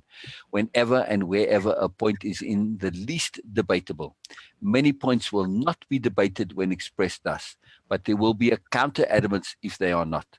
We cannot insist on our points and hold them to be absolutes. Even if we do not, this is the point of adamance for most people, that no one can insist on the truth of subjective matters. This is the big point, and this is what we've been talking about when we've been discussing communications in the Wave Impeccability Zoom sessions, that when we add those two powerful words to our communications, for me, that for me is just saying I'm not adamant that this is a position or perspective or an understanding or a truth that is an absolute. In other words, it's open. I might believe it is an absolute. For me, it's absolute, but that doesn't mean it's absolute for you. Because when we insist on things in that absolute, like a universal thing, people push back on it, even if the truth is true. Because who are you to say it's true for everyone, right? Right. They just have that. It's just a natural thing. And it's a good thing to have, because there are many truths out there that get pushed as if they're absolute truths, and they turn out to be absolute complete rubbish. Most of our upbringing is like that, right? We have all the stuff pushed on us as these absolute truths, and they turn out to be complete rubbish. So it's a very powerful point. So automatically we're going to get pushback if we insist on things as absolutes. But when we leave this open, and especially if you're in delicate negotiations, to say, it might seem like this would be a good idea if perhaps we added maybe this possible thing. Now it's like, man, I'm like give you every opening here to say I'm not insistent on this, that, hey, I'm flexible. Let's adjust. Let's look at this. Let's come at this from different angles. You're creating that space. It's very powerful. And when somebody is in an argumentative space, when you express things that way, it makes it very difficult for them to be argumentative, because then it's going to look like a complete dick doing that, right? Right. So that's part of our diplomacy. We're creating space for the goodness to come out. And we know that people are hurting. They're in pain sometimes. So they want to kind of be negative. They want to be nasty because they think they should, because they're in pain. So we have that allowance. We have that understanding. Okay, let things come, let it out. And so you're creating all of the space for goodness to prevail in the end. It takes patience sometimes. So we have to be adamant about patience too. I don't think this is in this article, but absolutely. Very adamant about capital P patience. All right, continue. Thus, we have to have adamance that misunderstanding and misinterpretation are taken as a given. We have to be adamant on getting this point accepted. Not that there are misunderstandings or misinterpretations, but that there could be. This is a huge point. It is the diplomacy version of we could be wrong. But diplomacy, capital D diplomacy, is adamant about never, ever using that. Right? So, yes. It might not be clearly expressed here, but we don't want to say, hey, you know what, we could be wrong, because we don't want to even bring the word wrongness into things. We don't even want to say that. We don't want to imply that, hey, you could be wrong. Even if we say we could be wrong, it still implies that you could be wrong, even if I'm saying it for both of us, right? So we want to just have this adamance that there are misunderstandings, and misinterpretations are part of the deal, and they very much could be, and it's a huge thing. So we take it as we're adamant that misunderstandings and misinterpretations are kind of a given when it comes to any kind of interactions. Never mind just negotiations, but just interactions in general and communication in general. So Okay. therefore we say, hey, you know what? It's not about wrongness or rightness. We don't care about those, but we do understand that misunderstanding and misinterpretation happens fairly regularly, and we make allowance for that, open to that, and therefore we know this, and because we are adamant that these happen or can happen, not that they do happen, but can happen, it leaves us open. Right? Yes, it does. And okay, so then my mind is racing kind of forward, Good. and Good. I'm still hearing you, but how does that apply then to, is there any indisputable fact? I mean, wait, let me see. Are there facts that are indisputable? So it comes into a conversation and you're dealing with something factual. How is that approached? Okay. So when we come to things that are like objective facts, like you say, the sky is blue, you know, it becomes problematic when somebody says, no, the sky is green. Yeah. Okay. Okay. All right. That's what you're trying to say when you're trying to deal with something as indisputable as that. Yes. All right. So here again, let's take our capital D diplomacy and insist that misunderstanding and misinterpretation are pretty much a given, right? So you say, that's interesting. You know, you see it as blue and I see it as green. Then we can actually go into this. And there's actually scientific things on this. I'm using a very actually pertinent example because for some people, they literally see the blue sky as green. Now, they don't call it green, they call it blue. So the color blue to them is green and green is blue. They switch those inverted. But so when they say blue, they mean they're seeing green. But you just take it to mean that they're saying blue because they've learned to call green blue. But they actually see it opposite of what you do. Isn't that incredible? Yes, it is. Is that Right. color blindness? I don't know if this is it falls under color blindness, but it's a variation of it. Yeah, there's a whole complicated thing as to how this goes about. It's a really big scientific thing, so you can get into it. But that's just what I took away from it. That some people may literally perceive things factually different to you, and again comes back to misunderstanding, misinterpretation, communication. So again, too, we have this openness to say we are open to alternative perspectives. In this case, you literally do see the sky as green. It's not a fact. So it leads us to this point that we have to be careful with indisputable facts. Sometimes they aren't actually indisputable. Okay. All right. The blue sky is a classic example of this. So then that's when discernment comes in. Right. Okay. Right. And then we also have to realize this is a very deep spiritual point to realize and say, I got somebody at the door. 1 second.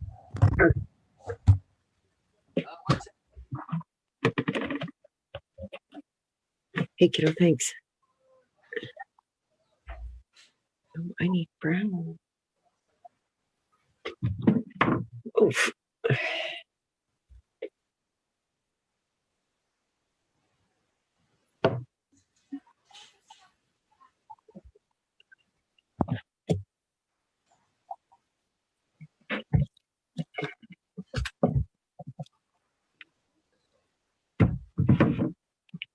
Cigarettes on the counter. Thanks, son. Oh, well, stop trying to jump on the leg. Thank you. That works.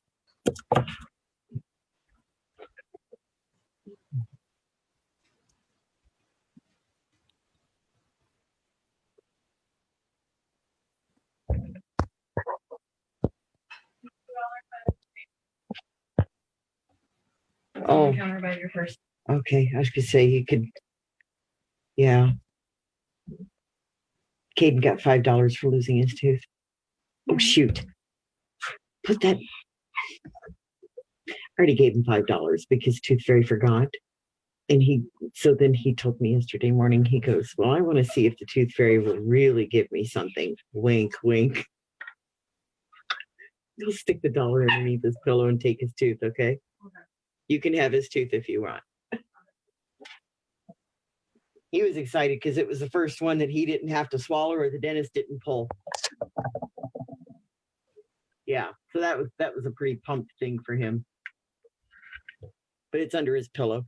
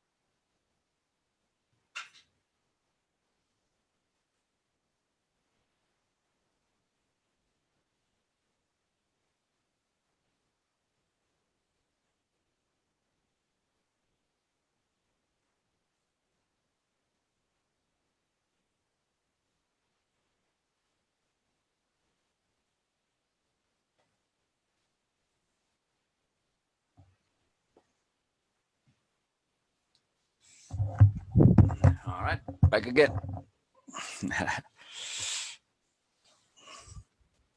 You still with us, sir?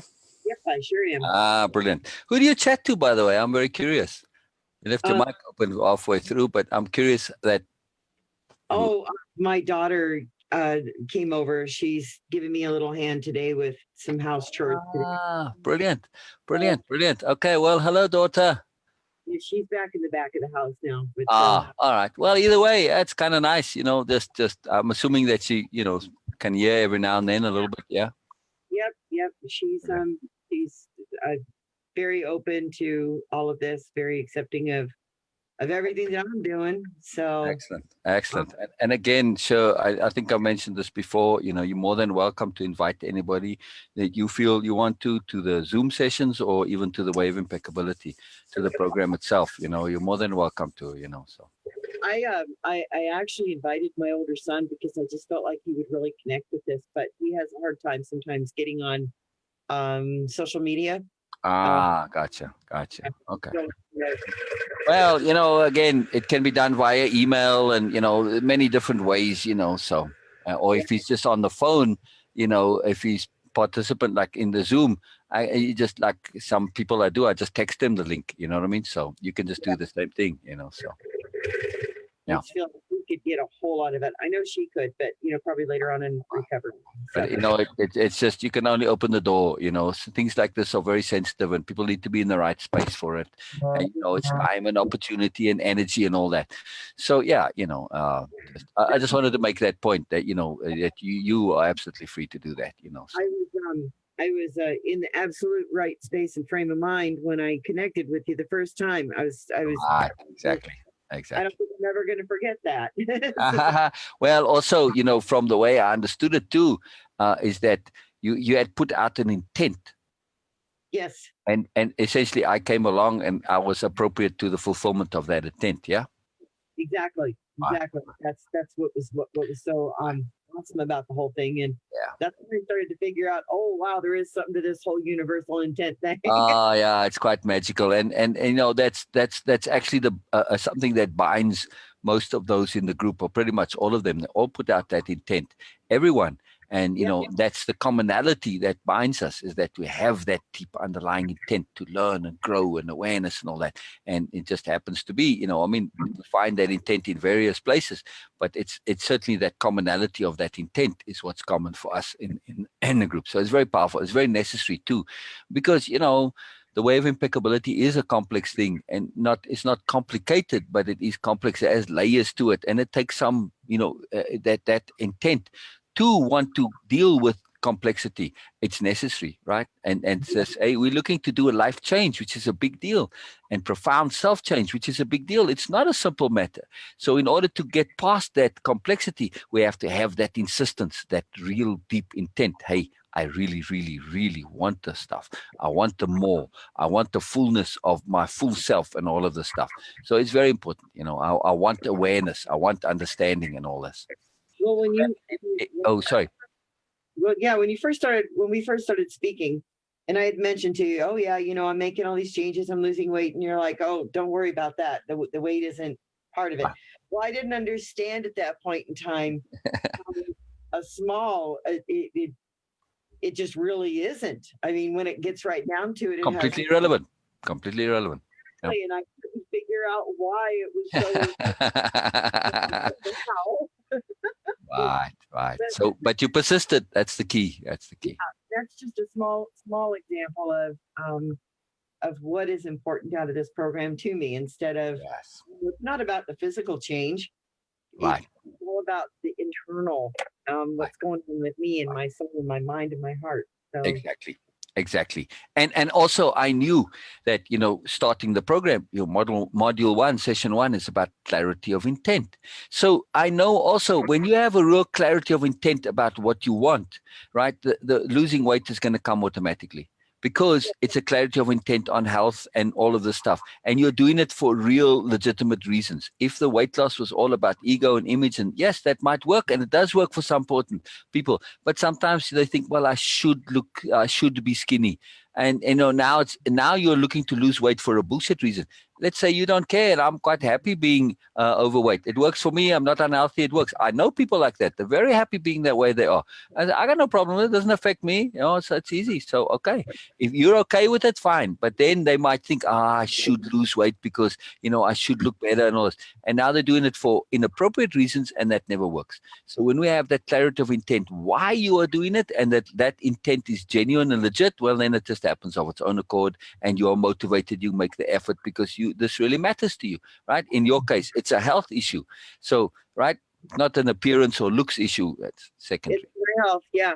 Right. I mean, there is a benefit. Okay, you look in the mirror and say, I don't like the way I look, and I want to look in the mirror and like the way I look at me.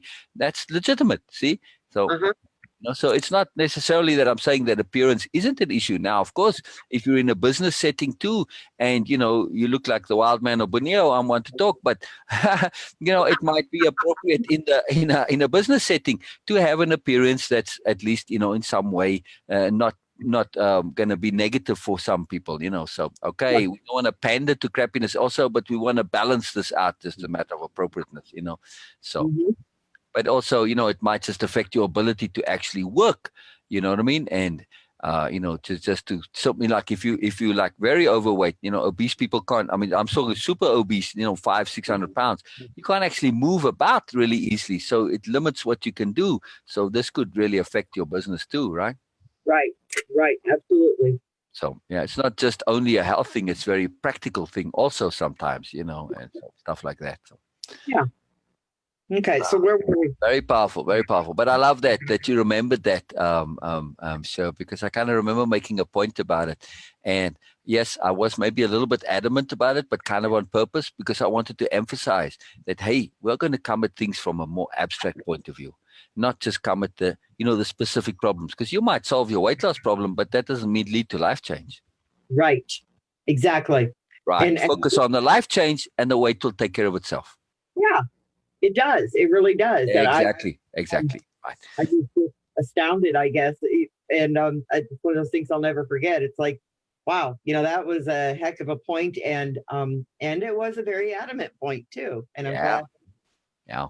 glad to see it. Just to understand that when we deal with the root of things, which is our abstract perspective, our clarity of intent, what is really important to us, what matters to us, and then develop the abstract tools for dealing with them. For instance, the tools of impeccability and integrity and so on.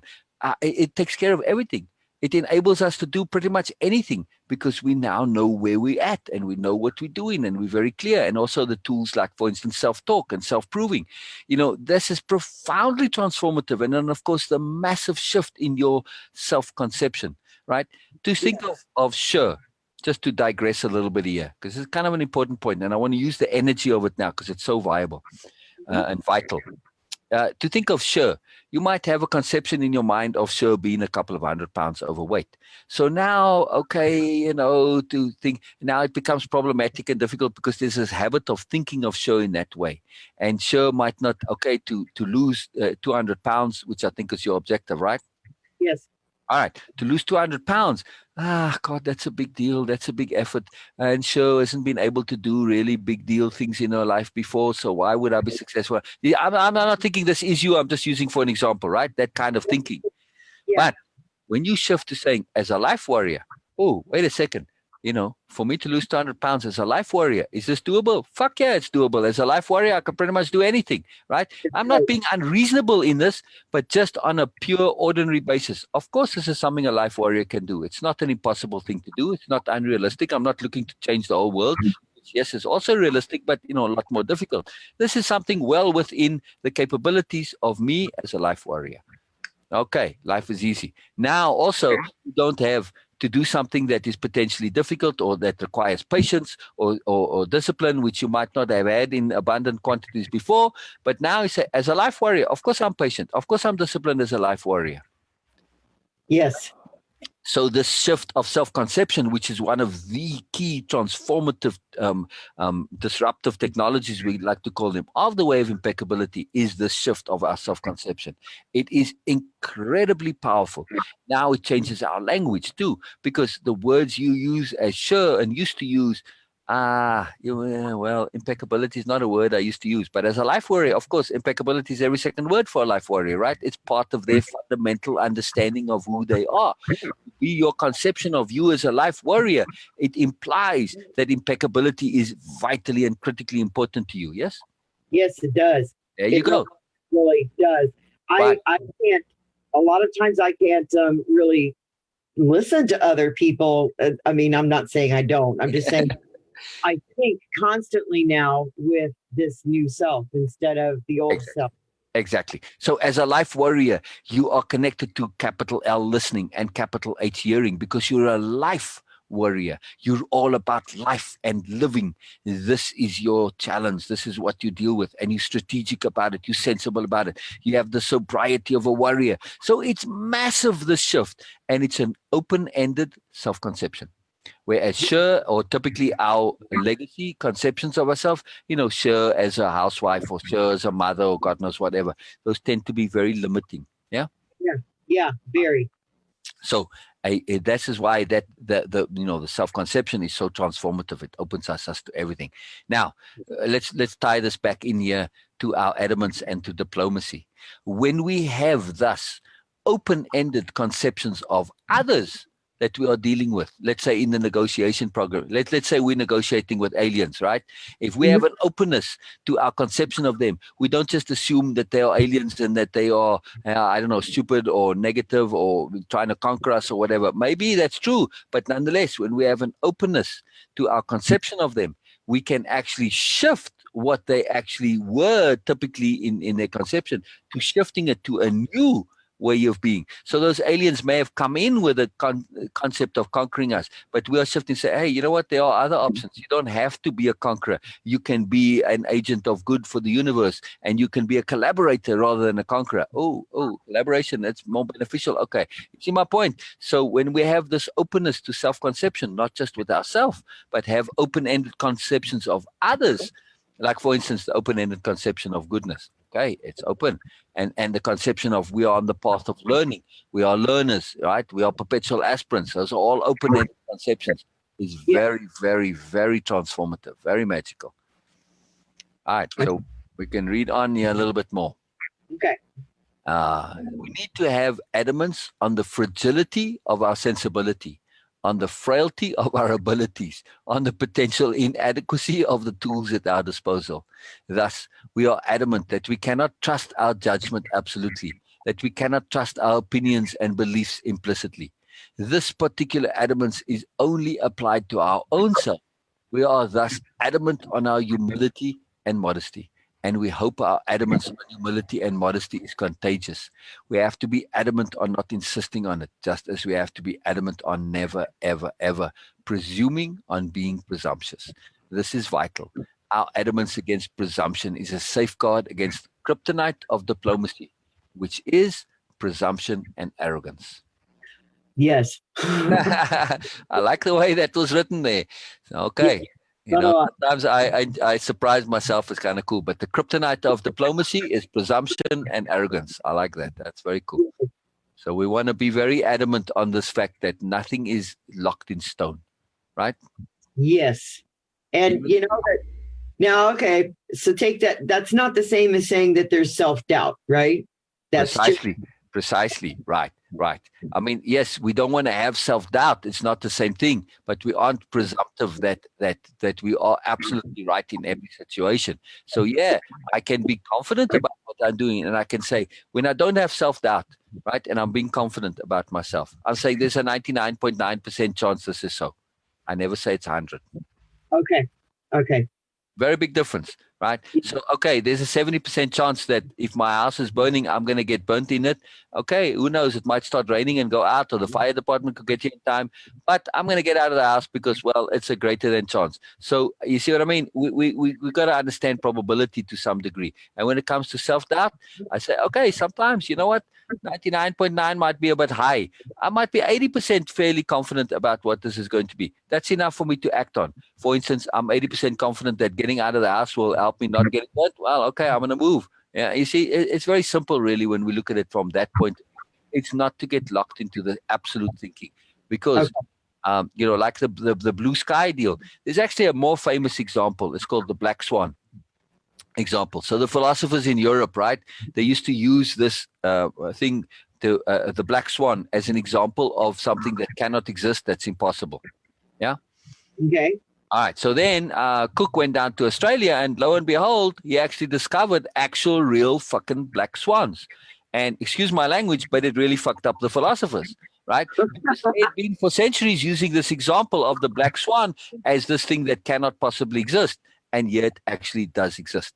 So their entire logic and their argument just literally collapsed. It was the most incredible example of the universe saying, hey, don't be bloody presumptuous and arrogant. Don't insist on absolutes. It was just fantastic. So this black swan thing is a huge, you can go and look it up. I mean, I might not be articulating the accuracy of it, but I have my friend Mark who used to teach philosophy. He can explain it in detail. But it's just a fantastic thing. I mean, to me, it's the most ironically beautiful, magically magical example of, hey, don't be arrogant and presumptuous and don't insist on absolutes. And even the impossible. You know, I've literally experienced the impossible being impossible. I mean, becoming possible, I should say, in a very realistic way. And so, you know, once that's happened to you, even once, you can't insist on impossibility ever again. Well, I guess I would have to say, and I hope this isn't being arrogant, but I would have to say that for me personally, I never thought it possible that I would ever even like myself, let alone possess self-love. Exactly. So to me, there are no absolutes in life. Precisely. You have so profoundly experienced the impossible becoming possible. Yes. Oh, So we have to be adamant that the impossible can be possible. Very huge point of adamance. Can be. I don't know necessarily that it is so, but it can be, right? Very big point. Very big point. All right, to continue. As part of this, we have to have adamance on understanding and communicating the problems inherent with assumption. We have to be adamant in making sure we don't fall into its traps, and be adamant in communicating when we are forced to assume. Assuming is occasionally unavoidable, and our adamance in pointing out when we have to, and that our assumptions are always suspect, goes a long way in communicating our intent to goodness and to capital D diplomacy. This is huge. This is huge. So I really make an effort, especially in our communications, to really point out where there's an assumption, or to say, yeah, assuming this to be so, let's just take it, under advisement, or, maybe this isn't so absolutely. I really try to do that. Actually, I try to avoid assumptions in the first place entirely, but sometimes they're kind of necessary. We can't avoid assumptions because, let's say I'm looking at a lake and it's newly frozen over. I have to assume that it's potentially going to crack under me if I walk under it, right? That's just a necessary assumption, because otherwise you're just going to be a fool, right? So we have to have assumptions sometimes. We can't avoid them. But we have to be very clear on what our assumptions are based on and look carefully at them. All right. Right. Say again? The intent, right? Exactly. And not just the intent, but also the underlying discernment to say, hey, in this case, I'm being discerning here and I'm just applying that assumptions. Or, okay, in this case, there is a likelihood and a chance, but I can't assume so not. But we have to assume also that, for instance, I walk into a restaurant. I have to assume that, well, the cook isn't going to poison my food. Right. So some assumptions we can't avoid. Just if you did have that, you make your life hell, you see. So we just have to, like an assumption on trust. It's a huge assumption. Just general, regular trust, not capital T trust. It's not love that makes the world go round, in my opinion. It's trust. We can potentially, I wouldn't want to, but we could potentially live in a loveless world. It would be very unexciting and very boring and not very happy. But we can, if there were to be trust. But the moment we have a trustless world, it becomes impossible. Then you have chaos and anarchy. Well, you can't love somebody if you don't trust them too. Exactly. But I'm saying is you can't trust them and not love them. Okay. Yeah, I get it. That's what I mean. That's what I'm saying. But if you remove trust, you have anarchy, and you can't do it. Like you couldn't go in a restaurant. So I don't have to love your restaurant or love you as a person to eat at your restaurant, but I have to have trust. Right. Okay. So that's what I'm saying. It's actually trust that makes the world go round. Yes, love is a nice oil that makes it go around a lot smoother and prettier and happier. It's the decoration and the flowers, but it's not an essential. Trust is an essential. Very important to realize. Same in negotiations and diplomacy. I don't have to like you, but I have to trust. And we have to have a trust that we have a common intent to actually do get to some sort of resolution, that we have this common intent to understanding and coming to some sort of, where we can figure stuff out, some sort of agreement, in other words, some kind of an understanding. That trust is essential. I don't have to like you to get to the end of our negotiations, right, and our interactions, but I have to have trust that we are going to actually get there. Because if I have no trust that you actually want a resolution, then my interactions and my negotiations are pointless, right? Right. If you don't really, if you know that the murderer really is hellbent, or the lion, they're hungry and they want to eat you, you trust their motivation to eat you, so you don't try and negotiate with them. Yeah. Yeah, exactly. So trust works, reverse too. But it's really integral to understand that if there's not in other words, I don't trust the lion's negotiating thing. It might pretend to be coming at me. Okay, we're going to chat, but I can see its intent is to eat me. Okay, thank you very much, Mr. Lion. I'm negotiating from up here in the tree. So yeah, trust is very big deal. Very, very important. So. All right. We have to be where we have adamance thus about always giving the benefit of the doubt as much as is possible. We are adamant also that abuse and willful distortion will not be accepted or tolerated. We are adamant as a core principle of our diplomacy that our intent to goodness will never be exploited. We are adamant thus on standing firm on our core principles of tolerance and goodness. We are adamant also that we will not be bullied or taken advantage of. This too is an adamance on our integrity and impeccability. It is core to diplomacy. Very big point here. Very big point. Well, they're all kind of very big points, but this one is very huge because so often diplomacy is kind of not engaged in because it's seen to be weakness. And particularly this adamance on our goodness and tolerance, it's seen to be a weakness. But we can be adamant on our core principles of tolerance and goodness. And at the same time, right together with that, we are also adamant that our goodness will not be exploited and abused. Yes, I'm very tolerant and I'm very good, and I insist on goodness and I insist on seeing you as good. But if you're going to try and exploit my goodness and take advantage of it, no, that's not going to work. I'm going to be very adamant about that. Sorry, no, not going to happen. Not going to happen. Right. Very important, that adamance that our goodness will not be taken advantage of or exploited and we won't be bullied. Nope, not going to happen. Let that happen to me. Well, I used to let that happen to me. I haven't done that in quite some time. Why? I've been finding more of my voice, but here's an interesting thing too. I think it's not so much that I've had to tell people not to do that or that I won't tolerate it. I just don't allow myself to get put in those situations. Exactly. And also, when you engage with those people and they see that you have in your inherent way of being, that you have an adamance to insisting on not being taken advantage of, they don't even try. Yeah. That's it. They don't even try. There's no space for it. You don't make an allowance for them. You know, as Nietzsche said, victims invite aggression. It's not always true, but there's a very large kernel of truth to that.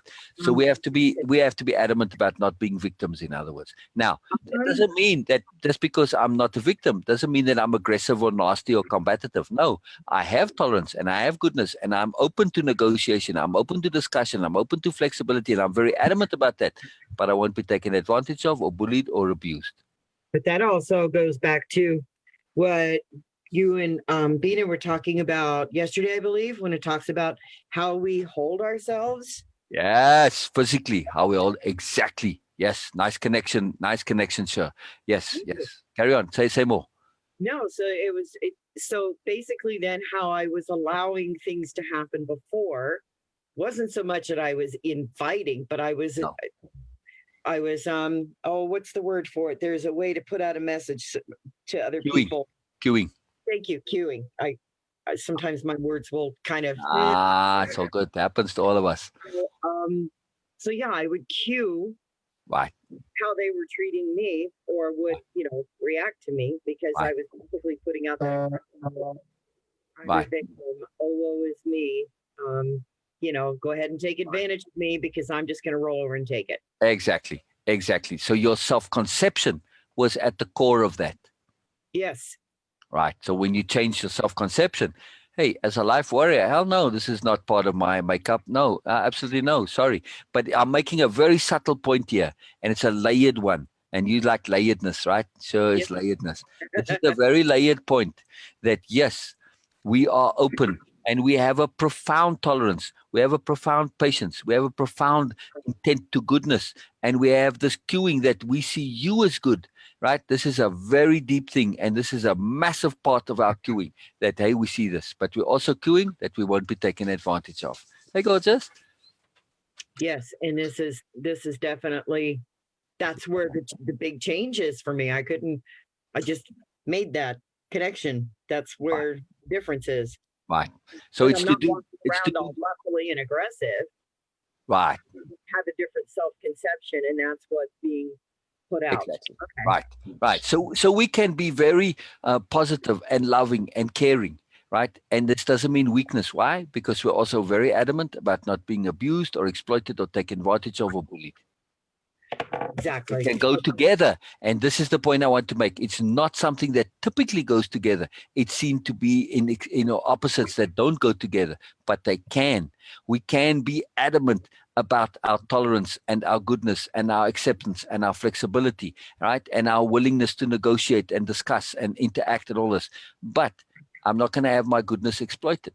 No, sorry. So yeah, think this.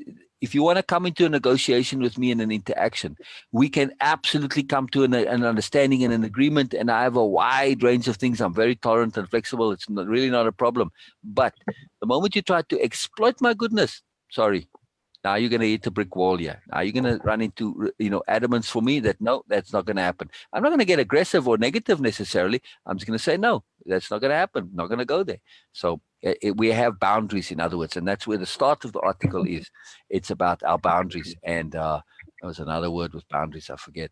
Yeah, but the whole thing truly, really does come down to boundaries, what we will accept, what we don't accept. Exactly. Oh my goodness, this really works with something else. Okay. Right. Sorry. Made another connection here. Okay. Exactly. This is exciting. Oh, it's very exciting. It's very, very exciting. This adamance and diplomacy are a huge deal. And like I said before, they are somewhat intertwined here just in the way I utilized it. But so it's an article about adamance itself. It's an article about diplomacy itself. And it's also about how they are connected so profoundly. Yes. So we have to have it's very exciting. I know I love this article. It's really one of my favorites. It's so much in it. It's really something magical. To say you had to know that it was really resonating with me because I've never contacted you before and said, I really need you to read this. I know. And I love that. And I wish you'd do it more when stuff really connects and resonates. And even if it's not something I'm posting, just something in the world at large, it's like, man, you know what? This really touched me in a very deep way. This really was a big deal. And then to go into that, not only because, okay, you want to hear more. I don't mean it in a sense that we want to explore because there's the implication that I want to know more. No, just even when something is really connecting and it's like, to connect under those conditions, it's because we are then going to share that and through that sharing, it's emphasis, right? We celebrate our, wow, man, it's really connected. I got it. I was using it. I was applying it. And now we share that. We celebrate the application, the understanding, the integration, the awareness. And that's through the emphasis, we kind of entrench it and lock it in and make it our own. So that sharing is, that connecting is very, very important for many reasons. It might be something, of course, the opposite way. Man, I didn't get this, or there was I kind of got stuck and it didn't work out. Okay, then we figure it out. So both ways, but I'm saying it's across the spectrum. Whenever there's something that has a greater energy to it, connect, share, interact. Very powerful. Very powerful. All right. So the next thing here, we have to have adamance on effort. It just seems so obvious. But if we don't have an adamance on effort, then nothing's ever going to happen. Nothing's going to get done. And we're just kind of wasting our time, right? And we'll never get to application. So we have to have that adamance on effort. It's very obvious, but sometimes the obvious isn't obvious. We have to have adamance on tone and mood. We are adamant on maintaining them as positive at all times. Very important. Very important. Yeah, it is, because I noticed if my mood, say, is kind of subdued, then my tone will be subdued, and then people are automatically going, "What's wrong?" Nothing's wrong. I'm just in a peaceful mood. Exactly. All right. You know what? I want to just put this paragraph in the comments and tag Erica on it. Okay. Okay. It's just something pertinent. I think she'll get it.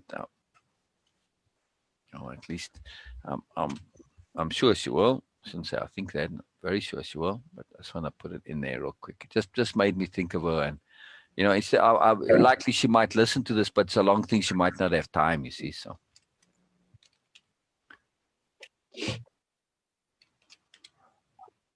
Yeah, not everybody has the luxury.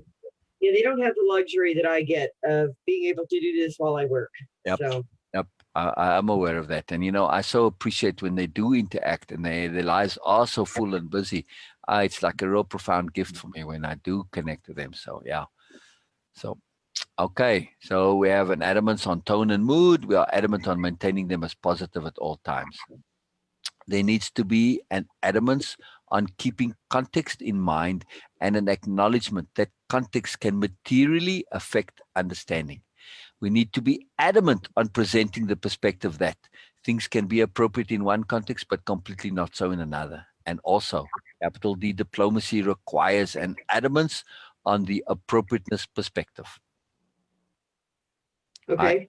So this is two things to understand that, hey, you are communicating something, you are sharing, and it makes total sense to you within your context. But for somebody else, they are in another context entirely, and it makes no sense whatsoever. Yeah. Right. Right. And we forget that because of this obvious not being obvious and the obvious being obvious. We assume when it's obvious to us, it's also obvious to others, and that's a mistake. Exactly. Not it's But obvious. Yeah. But then we also have to use that diplomacy, like you were using the example of Ryan with Proverbs. right. To assume that, okay, I get it. Right. Really cool. Really cool. And so also, yeah, our adamance is on the appropriateness perspective. Because when we start to be adamant that it's all about appropriateness, automatically appropriateness implies we need to determine what the context is, and we need to determine what our motivations, our goals, and our intents are.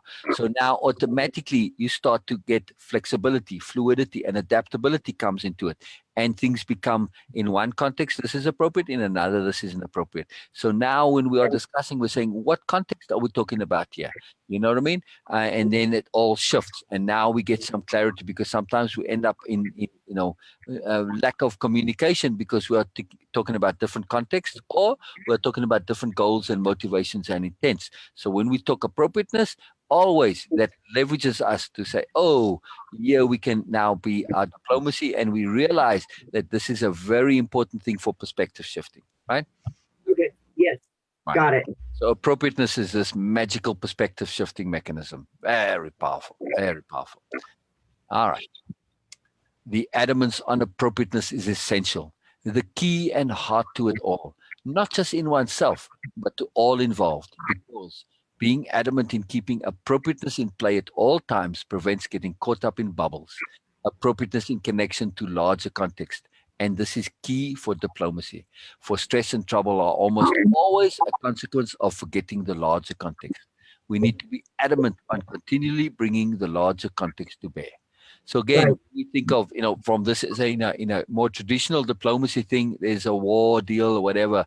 Okay, let's just India, Pakistan, and Kashmir. It just jumps to mind right now. I don't know why, but just for argument's sake. They're forgetting the larger context that, for cracky's sake, they're all people. Yes. For cracky's sake, and in India and Pakistan specifically, they have family on both sides of the border. They were all part of one larger thing. They were artificially, separated at one point, So it's like, okay, my family lives in India. It's like, what the hell, people? You're forgetting the larger context here, that you are related, you are connected. And now, okay, let's assume in the case of India and Pakistan, it's like very obvious. But again, too, we are all people, for heaven's sake. We all live on the same planet. So larger context, very important. Very, very important. Right. So that's why appropriateness is so potent, because then we can shift it to say, okay, we're looking to like what's right or wrong, and it's a win thing. But how do we all benefit as people? If I make you lose, how does this benefit me as humanity? It doesn't. That thing with the Germany after the First World War. Yeah. Yeah. The Weimar Republic, it was called. That's got the reference to that treaty with the Weimar Republic. So, as a thing to search, Anyway. And we have adamance on love, capital L love. Adamant on making sure that bringing love to bear is always obvious and in the foreground. Adamant that our love for goodness is the all of us. Thus, adamant that we love all. Now, again, we have to take this adamant that we love all and add it to our adamants on not being exploited and abused and taken advantage of or bullied. Just because I love you doesn't mean that I'm going to allow you to bully me and take advantage of me or abuse me, right? Or exploit me. Yeah? Right. Very important to connect that too. A lot of people get lost in the love is all you need mindset. No, love is not all you need. you also need discernment and awareness, and you need to have an adamance on not being exploited and taken advantage of. Otherwise, your love is going to get manipulated and exploited and abused by those who understand this, and they'll take advantage of it. So we have to combine it. So we have to have love with awareness. It is so absolutely essential. And this is a point that we really, really, really have to be adamant about. Well, and trust, as we discussed earlier. Exactly. And capital T trust is very much founded on impeccability, right? Yes. Right. So we are adamant about our impeccability, but our adamant that our love is going to be impeccably applied, which means that we make allowance for context, we make allowance for difference, we make allowance for variation, we make allowance for the fact that what I think is good for you might absolutely not be so. Right. Yeah, that's love with discernment. How often haven't you heard people say, "Oh, but it's good for you. I love you," and no, hell no, they're doing all sorts of horrid shit in the name of that crap. And sometimes they are legitimately actually believing it is good for you, but no, it isn't. Right. So No. love is not all you need. You need love with awareness. It's a huge point, very big point. Okay, next one. We have to absolutely and utterly have adamance on thinking things through to the end. This "to the end" should all be in all caps here. And this is vital to diplomacy. This is also how we come to be able to have those alternate perspectives and how we come up with possible solutions and resolutions. Okay? The adamance on thinking things through to the end is also about being adamant on going through this process together, not just by ourselves. When it is done with all involved, it is extremely potent and goes a long, long way in removing many of the obstacles that stand in the way of awareness of what is truly at issue. For this is our destination. And once we arrive, then we can truly begin resolution with capital R, resolution. So getting things through to the end when we do it jointly is absolutely vitally and critically important, because I can go think things all the way through to the end, but if somebody else in the one I'm interacting with, if they've only gone part of the way and they get to a point where, oh, it kind of makes sense to me, and you see this so often, oh wow, I've been thinking about this and it all makes sense, but they didn't think it through to the end, so they're missing a vital piece, right? And because they now believe that their thinking is enough, they get entrenched in defending their position. So when we then say, okay, let's think this thing through, and we go through those steps, and we continue past the point where they had stopped, okay, and then we keep going, and we get to the end, then we get to that point of resolution, and it is just so massive. So massive, so massive. Again, it comes to context as well. Typically, when we aren't thinking things through to the end, we're not taking it into the entire context. Yeah. In our life context, in our universal context. Very powerful deal. This. Very, very powerful. All right. Stress is almost always, sorry, I on that last point, I just want to go back to that a little bit. I want to make sure that this is something that connects with you, this thinking things through to the end, sure? It does. Okay. It's just such a big point to me. It does. And that's one of the things, I mean, when you were reading about it and talking about thinking things through to the end, that is something then that I used to do. And I know there's sometimes too when you're talking and I'll say, oh my gosh, yeah, it does connect. Trust me, it does. There's a lot of times my thoughts will just connect, boom, boom, boom, boom, boom, rapid fire. And then it comes, I'll write it down and I get excited and I chew on it. I'll chew on it for a good couple of days. Right. I love it. It's very important that, because thinking it through to the end, you make it your own. Yes, absolutely. And I will keep chewing on it until it feels right. Like when I say it, when I talk about it, when I think about it.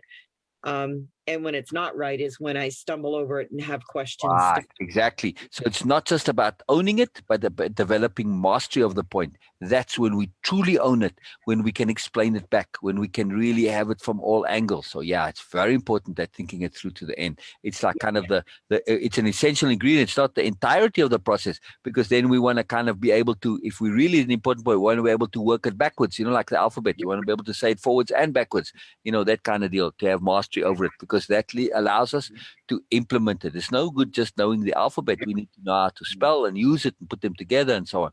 So that gives us, that mastery over the alphabet, which is language. Yeah, very important point. Now look at this thinking things through to the end, and it came to the weight loss point when we first connected, right? Right.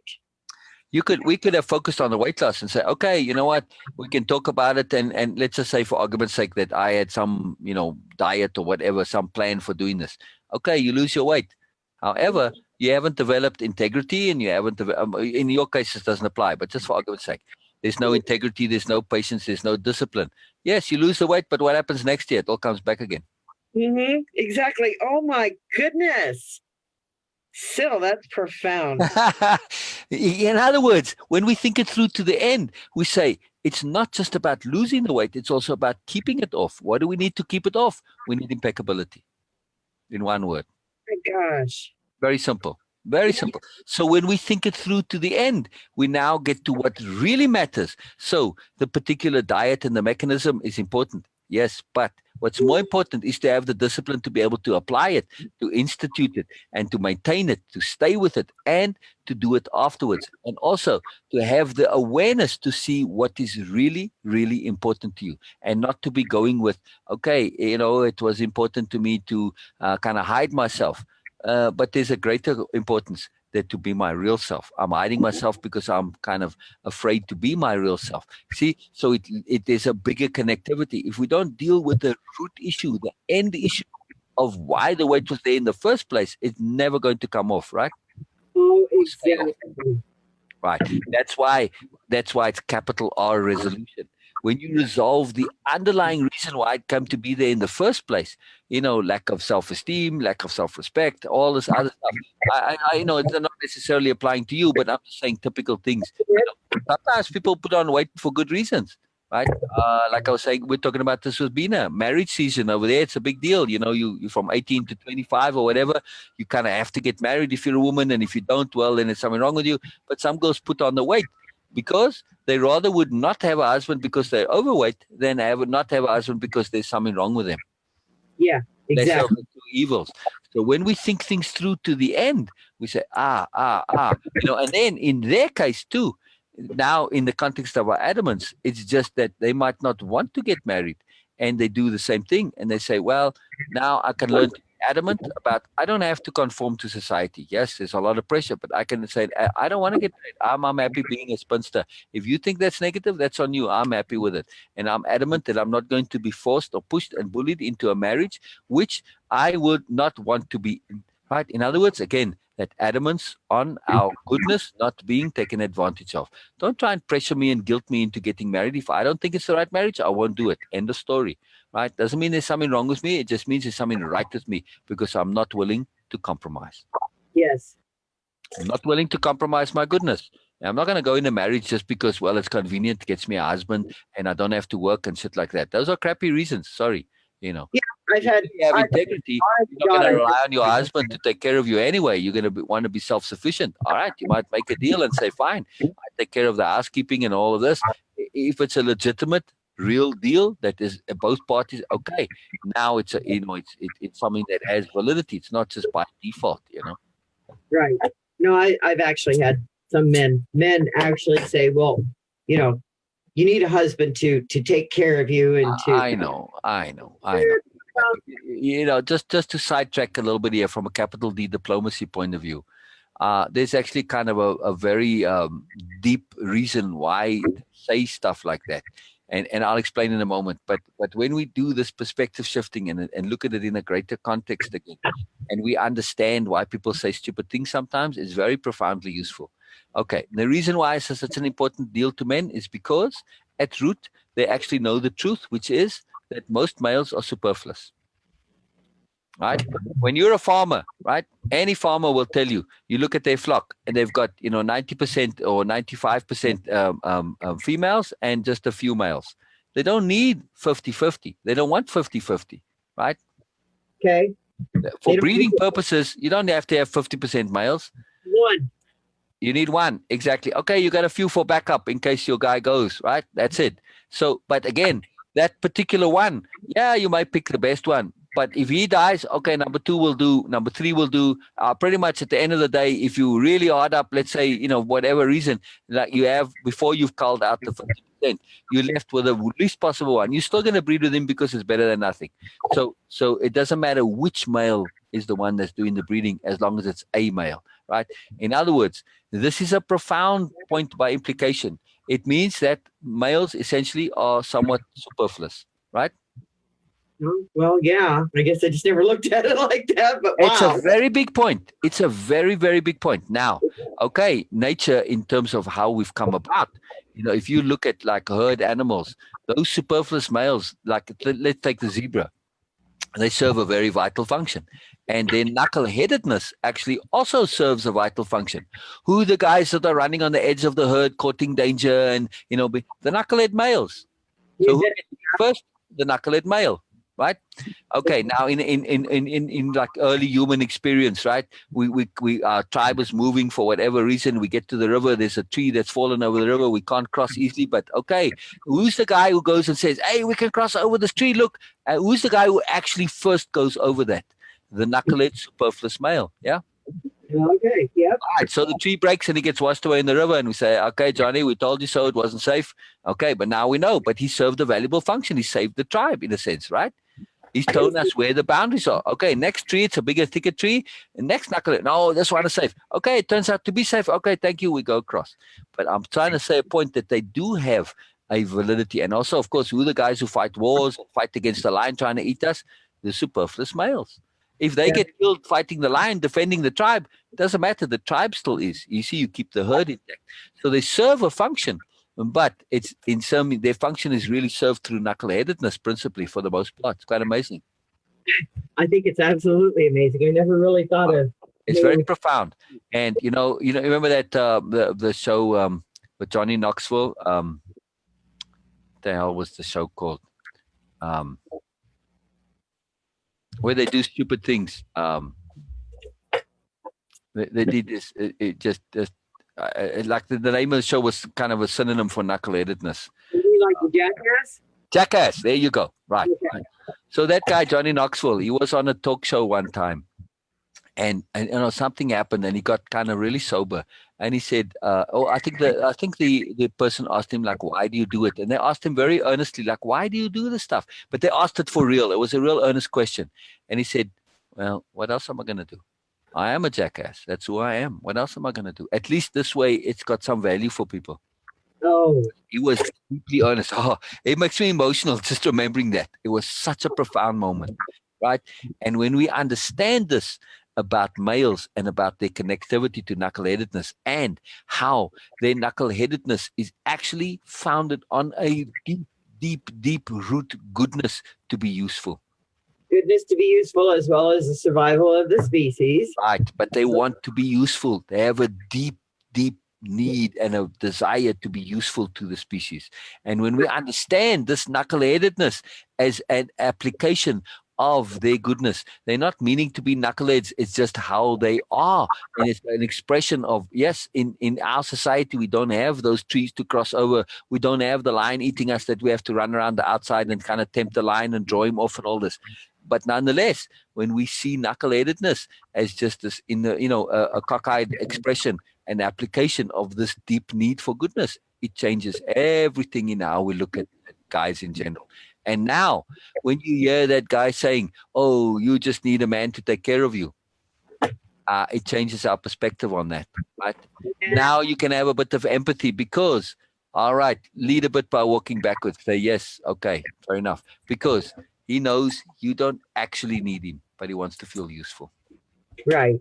He knows the awful truth, which is you don't need me really, but what the hell? I have no real use in the world. I'm not a breeder. I'm not really needed. So how can I be useful? Oh, by taking care of you. See what I mean? So it's a very, very profound thing, to be aware of that, like in this case specifically. All right, now some of it gets translated into arrogance and bossiness and all this shit. But if we understand it in its complexity, now we can start to apply capital D diplomacy to it and say, yes, I'm very appreciative of what you do. Yes, it's implied that it's not absolutely necessary, but I enjoy it. I like it. It matters to me.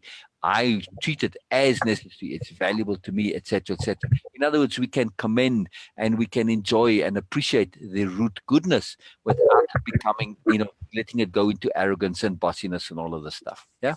Oh, I like that. Thank you for that. Oh, my pleasure. It's a huge point. It really touches me deeply because I see this in guys so often. They end up being inappropriate and they're being bossy and that because they are so afraid of being useless. Oh, Yeah. Oh, you know that feeling. You yeah, know that the profoundness of what it means to be. But now, women it just or biologically have a usefulness. yeah, we do. Guys don't have that.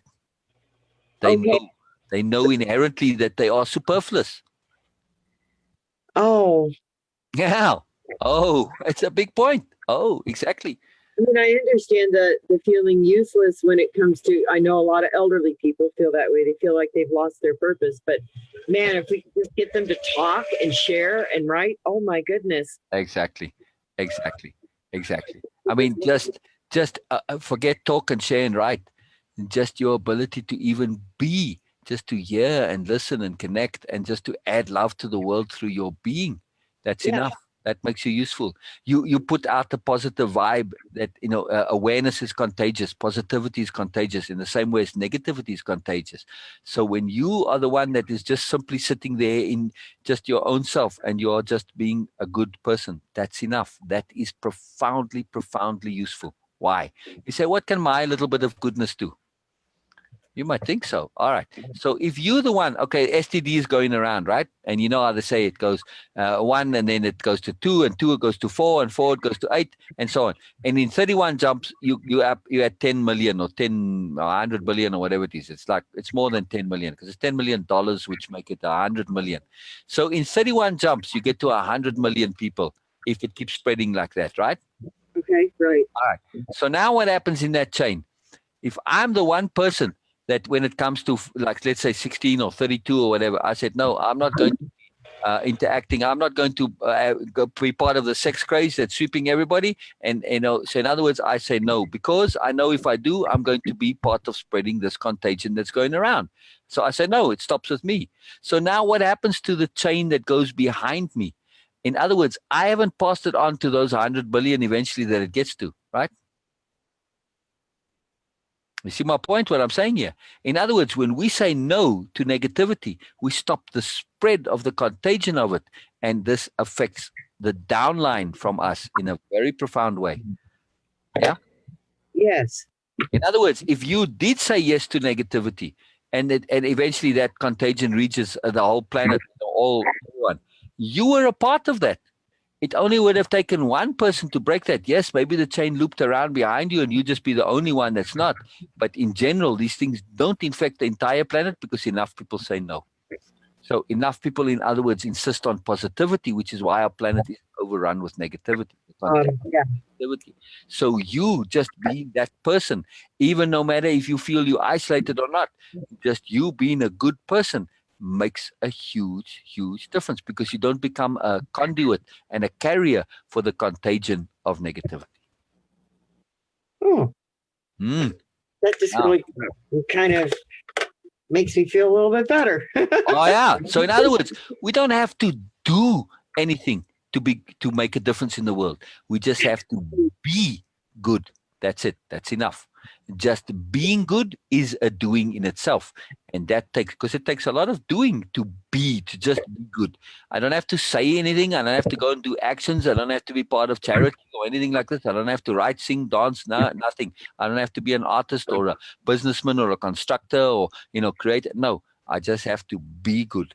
Just in that being good, the negativity cannot pass through me. Yeah, I get it. Okay. Ain't that huge? Yeah, I've heard you talk before about, just being good is enough. And it's like, yeah, but then how people know? So now I understand. Okay. It makes no difference if they know or not. You know you are not passing on this virus of negativity. And Right. that is a magical gift to the world. And that is really awesome.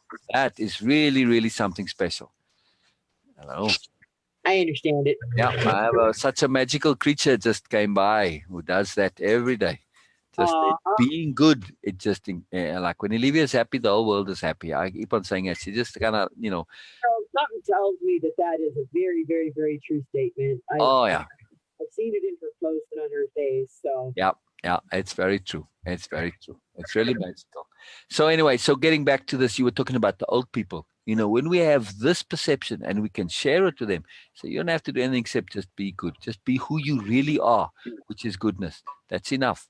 Not only is it enough, but it is profound and incredible, and it adds to it. Now, when we say, collaboration, 1 + 1 = more, they, and they might say, well, let's say, what if the world was all good and everyone's good? What do I matter? Because we add to the compounding effect, right? So in anyone that adds to this conglomeration of goodness, it makes it more, right? So we have that effect. Just by being good, we add to the moreness for everyone because of the compounding effect of goodness. Yeah. yes, that I can see. Right. So we don't have to do anything. We can just be good and it's enough. That's it. Very magical way of being and living and a whole different perception. And it removes all the stress for good people, because earnest good people unfortunately get stuck in this thing where they feel that they have to do something to be good. And then it leads them into sort of all sorts of complications. And sometimes it leads them to inappropriate application of goodness. And if only they could realize you don't have to do anything, good person. Yes, if you do it, that's fine too. But you don't have to. You can just be good, and that's enough. It's more than enough. That's why every single individual counts, because of their potential to add to us all, to magnify the goodness of the world just by being good. That's it. You don't need to be special. You don't have to do anything. No, you just be good. That's enough. Isn't that awesome? I think it's absolutely awesome. And I don't know why the person Walt Disney is now coming to mind. Walt. It's just because I guess because of the whole thing about the movies that he made, the movies and the cartoons. Right. Really didn't have to. Later on, after Pixar bought a lot of that stuff out, then it got all, what do you call it? Right. Really glammed up with the movies and stuff. Right. Commercialized. Yeah. The original stories were always just good stories, and he didn't really have to do much. He just exactly. Okay. Yeah. He was celebrating that being good is enough. Yeah. It's more than enough. That's it. It's very, very huge deal, because otherwise people get into this bent of trying to do stuff and they run around like blue ass flies trying to do stuff, and then you lead to all these complications. You don't need to. If that comes, if it's appropriate, if the universe kind of moves things in that direction, fine. Do it because you like it, but not because you feel you have to. Yeah, that's the key point. A very, very big deal, So very, very exciting point. Very, very exciting. And it relieves so much stress for people as well. Especially earnest good people. They feel like, man, I'm not doing enough to be good. And then they get in all this guilt and shame and all this stuff. And it leads to real it messes them up in a big time way, in other words, right? Yeah. But when they realize, man, all you got to do is just be good. That's enough. That's it. A whole new nobility, everything is surrounded on this one simple point. The New Nobility Corporation, which is at the heart of it, in that mythology, their corporate mandate, because they're a B corporate, a benefit corporation, is to promote beingness and just good. That's it. That's what they're all about, to promote this one single concept that being good is enough. Wow. How cool is that, right? Yeah. Anyway, let's continue. Where are we? You know what? Yeah, not so much. Okay. So we can continue. Resolution. So stress is almost always from inaccuracy and lack of possible or perceived solution. Thus, stress really is hopelessness. But thinking things through to the end usually goes a long way to resolving these problems. A simple adamance on and then, on being adamant on getting to the end with and then, is huge. It forces the stress to think and figure things out for themselves, and often will show them to themselves how they are going up or are in dead end.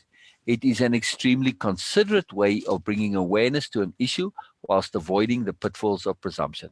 So again, it's written in that abstract kind of mindset here, but we just have to, first of all, realize that when we feel that we have an unsolvable not an insoluble problem, but an unsolvable one. That it's actually like in the overall. It's not that we don't have the solution, but the problem is actually unsolvable in itself. This is when we get wildly stressed. This is very, very stressful. So, like your old person sitting in an old age home feeling useless. It's an unsolvable problem because they realize they don't have the capability or the energy or the physicality, to go out and do good things, right? So now, how do they actually add goodness to the world? It's an unsolvable problem, and this causes them stress, right? So when we realize that people get stressed from unsolvable problems, we can reshift the perspective and look at things differently. And it's really a big deal to say, sometimes that well, there's nothing you can do in that way, so you have to find some other way to be good. And now it says, oh, okay, well, I can be good by being good. So, okay, if they might have that mindset and habit of thinking that they need to do good, but now we can't do it that way, shift it. Okay, do good by being good. So just leveraging the mindset a little bit. But in a bigger context, though, to realize, just to be aware that stress comes from people's belief that things are insolvable. And they aren't typically, of course, and then, of course, if they really are, you just say, well, you have to make peace with it, and that's the end of it. Too bad. But usually, though, if we start to actually look at unsolvable problems and look at people's thinking when they haven't thought things through to the end, to not think it through for them, but just say, okay, let me hear your thinking on this. How did you get here? And then you just, when they get to where they're at, and you say, and then, oh, there isn't, and then they just, and then it assumes, and then they keep going, and it's amazing when you just keep saying, and then, and then, and then. Try it with CJ sometime.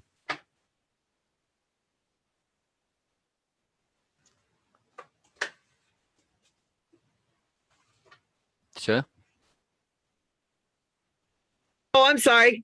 That's all right. I was just saying. Away. It's okay. It's okay. I was kind of just keen on the idea. Just when you think of this, and then when in terms of thinking things through let's say DJ comes to you with some idea, you don't want to crush his idea, even though you can see it's not going to work, right? You don't want to say, no, CJ, that's a ridiculous idea, because you don't want to be off thinking up. You say, okay, explain to me how you're going to do, how your idea, like, run it through. Let's put it into, okay, what's the first step, right? And he tells you what the first step is. Okay, I'm going to build a dam in the backyard, I'm going to say, okay, and you just keep going, and eventually realizes, well, there's no river nearby to make a dam with, so, okay, this ain't going to work. But he's coming to that realization. Okay, never mind, next idea. It's never a problem. People, when they have an idea that they really believed was wonderful, if they think it through and it turns out not to be practical, they accept it. It's not a problem. They just move to the other one. But if you kind of shoot it down, then they just lose interest in having ideas. And also, they realize that, hey, you know what? If you think it through, there's a great power to this. Because I don't go around and have ideas, and it's just of great power. So it's very powerful, very powerful. We did. I did that with him the other day because he's always he wants to just invent things, which is fun. Brilliant. Brilliant. So he was talking about that he figured out, he thinks, how to get cars to fly, and so this was all before school during breakfast, and so he kept talking about how he was going to do this, and I kept kind of saying, well, what are you going to do next? And then what about this? And what about that? Right. To the conclusion, if they're flying, we don't need magnets on the road because we're killing the purpose of trying to get a flying car. And I'm like, exactly. Right. There you go. There you go. So when we think things through, man, it gives us perspective, it gives us understanding, it gives us awareness. And sometimes we might actually have often we have legitimate good ideas. But when you go through and then you say, you know what, this is a really great idea, but I realize it'll take this huge amount of energy and effort and money to do it, which might be counterproductive. We could rather spend that money elsewhere. So yeah, it's a good idea, but the effort reward doesn't quite balance out. So it's very profound and really a huge deal. And then that gives us hope, and we say, okay, you know what, there are other ideas which are valid and then become viable and practical. And sooner or later, he's going to find one. It's just a matter of numbers. Yeah. What he decided was he was going to write to our senator in the state and pitch his ideas. And it's like, okay, brilliant. Do that. We can do that too. There you go. Of course you can do that. And then, sometimes those letters from kids actually do reach the senators, Yeah, I know. Well, I told him, I said, yeah, we'll look up our address for the senator. Get this letter Brilliant. out. Oh, I love it. I love it. I love it. I love it. I love it. I love it. So now he's writing a letter. Yes, it might not get there, but doesn't matter. If he gets in the habit of writing letters to his senator, those letters, of course, over time going to improve and be more substantial and so on. Sooner or later, one of those is going to get through. Oh, I know they will. I know they will. Exactly. So it's magical, magical, magical. All right. Yeah. So diplomacy, capital D diplomacy, is also adamance to be, capital P, persistent, to get to solution no matter what it takes. We have to be adamant about our patience. Oh, it is in here, sure. Hey, here we go. Capital P patience. We have to be adamant about our capital P patience, to keep trying and trying and trying no matter what. Adamant to try new angles, new ways, to test and retry, refine and try again. That adamant persistence in finding solution connects back to our intent to goodness. The more we persist, the more obvious our commitment to goodness and resolution, to understanding and compassion, to tolerance and love. Yeah, That's why I am the unsinkable Molly Brown. there you go. That persistence, capital P persistence. And also, this Absolutely. persistence needs to apply to ourselves. I think for me, patience actually translates into persistence. It's pretty much the same thing. Yes, exactly. Exactly. Exactly. Exactly. But see, patience can be no effort. Persistence implies some application of effort. Yeah.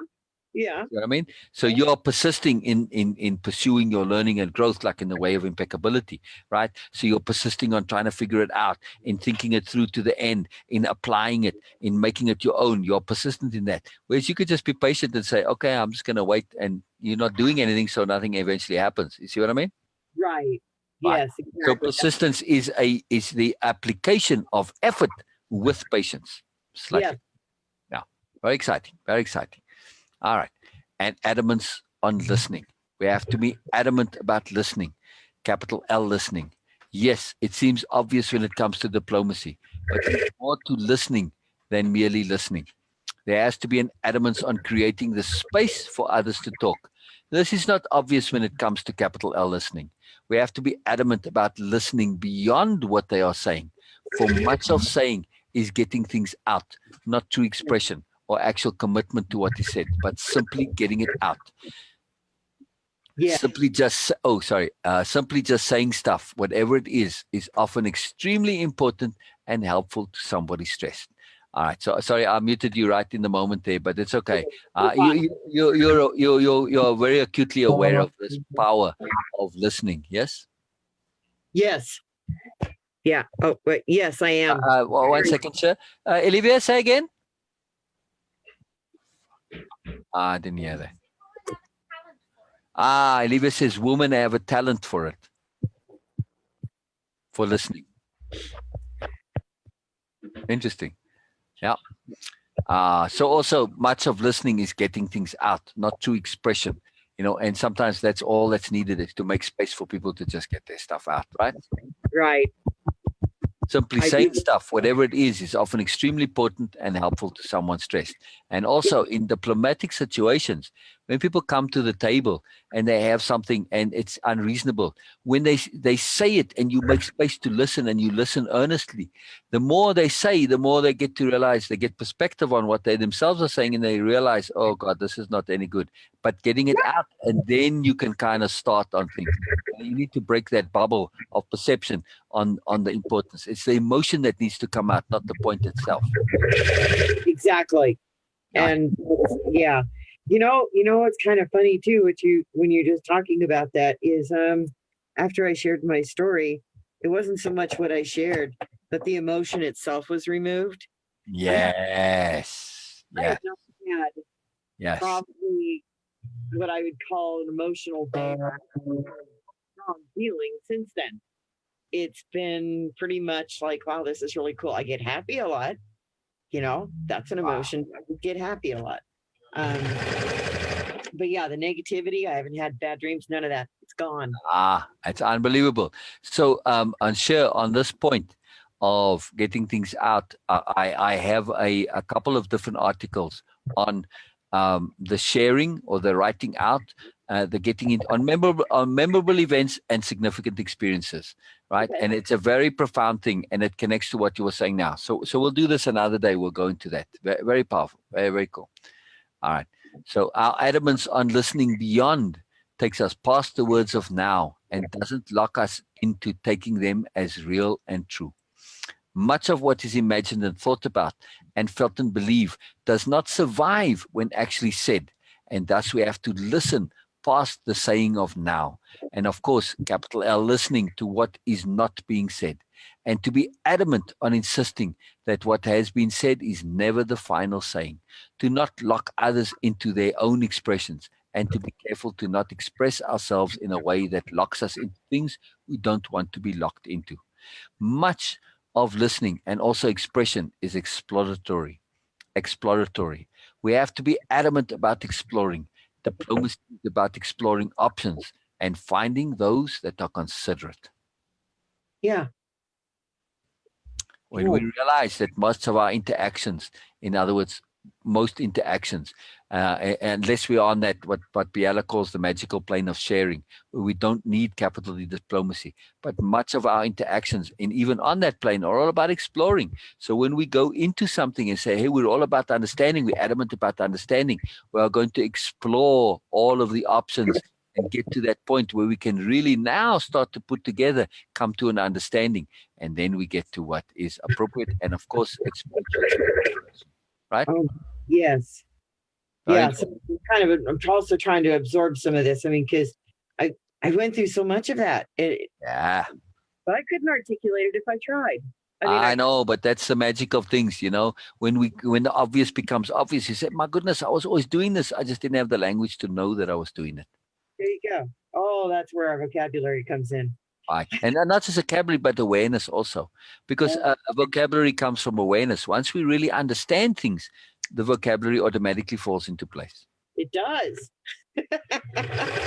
That's why we have to be adamant about understanding just for ourselves. Never mind when it comes to capital D diplomacy, but inside ourselves, when we realize this incredible transformative magic of understanding, capital U understanding, it changes everything. It's really incredible. Yes. Yes, it does. It really has. I mean, just, honestly, because when I first started, like in the inner circle, I'd have to say 90% of what everybody was talking about just felt like it was over my head. Yeah, that's it. So, but we are adamant about understanding. We are adamant about persistence. And then you get to the point where, okay, now I get it. Now it makes sense. We just have to have that adamance on understanding, which leads to an adamance on persistence, right? Well, yeah, but I also think that you've got a real strong point there when you said that you've got to have awareness, but not so much. Anybody can be aware, obviously. Right. To be totally self-aware. Right. And I mentioned this morning to somebody I was talking to, which was honestly, unless our ego is definitely healed, put to sleep, whatever you want to call it, crushed, unless that ego is taken care of and you've actually started digging into your self-awareness, none of this understanding is ever going to come. Exactly. Right. So Right. You have to heal first. And that's my customer. Yep. I have a customer. Okay. All right. Well, we'll just pause there. We've got 2 paragraphs to go, or 3 paragraphs. But okay, we'll come back to it. No problem. No problem.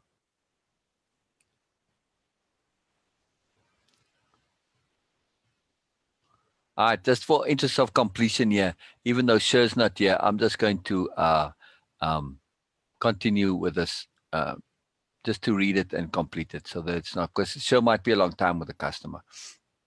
She and I can go over this, separately later. We have to have adamance on maintaining our connection to it all.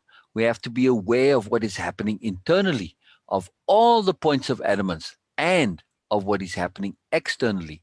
And we have to be aware of where they connect specifically and how they connect.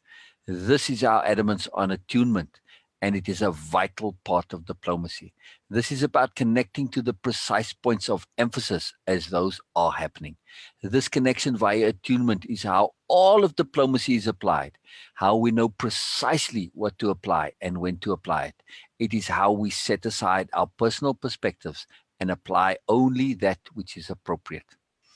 This point of attunement is really huge. When we take ourselves out of the picture, and attunement is looking at the greater context, their needs, my needs, everyone's needs, the world's needs, the universe's needs, what is appropriate in all of that, to be considerate thus in the entirety of everything. And this then becomes relatively easy to know what is appropriate when we think of things like that, and we take it all into consideration. This is capital D diplomacy as I see it. The adamance to never stray from these perspectives within myself. The adamance to always translate that love of goodness, to translate it into consideration. For there is the whole of it, the all of capital D diplomacy. It lies in being adamant on being considerate, and this leads to grace. Considerate not just as an attitude or perspective, but as a way of being. Not just consideration of feelings, but an adamance on consideration of perspectives, beliefs, attitudes, history, context, and an adamance on being considerate of bubbles, an adamance on considering immersion in immediacy, and an adamance on earnestness and joy. Thus, an adamance on empathy, on compassion. When these are foremost and our adamants to consideration of everything becomes apparent, obvious, and accepted, then we have set the stage for capital D diplomacy. All right, I added this as a comment because it really came up to me when reading this. I really liked it. Oh, okay. I was just continuing, sure, because I didn't know how long you were going to be with a customer. So, sorry. No, it's okay. I'm glad you did. I did read the article twice before. Okay. Okay.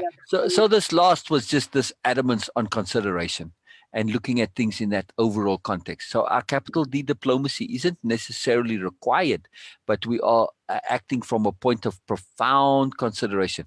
We are considering the fact that people get caught up in emotion bubbles. We are adamant or being considerate of the point that people can get caught up in their emotions, in short-term viewing, in unawareness, in all sorts of things, right? So we are taking this extra step that isn't necessarily required from us, but we are being considerate of all of these factors.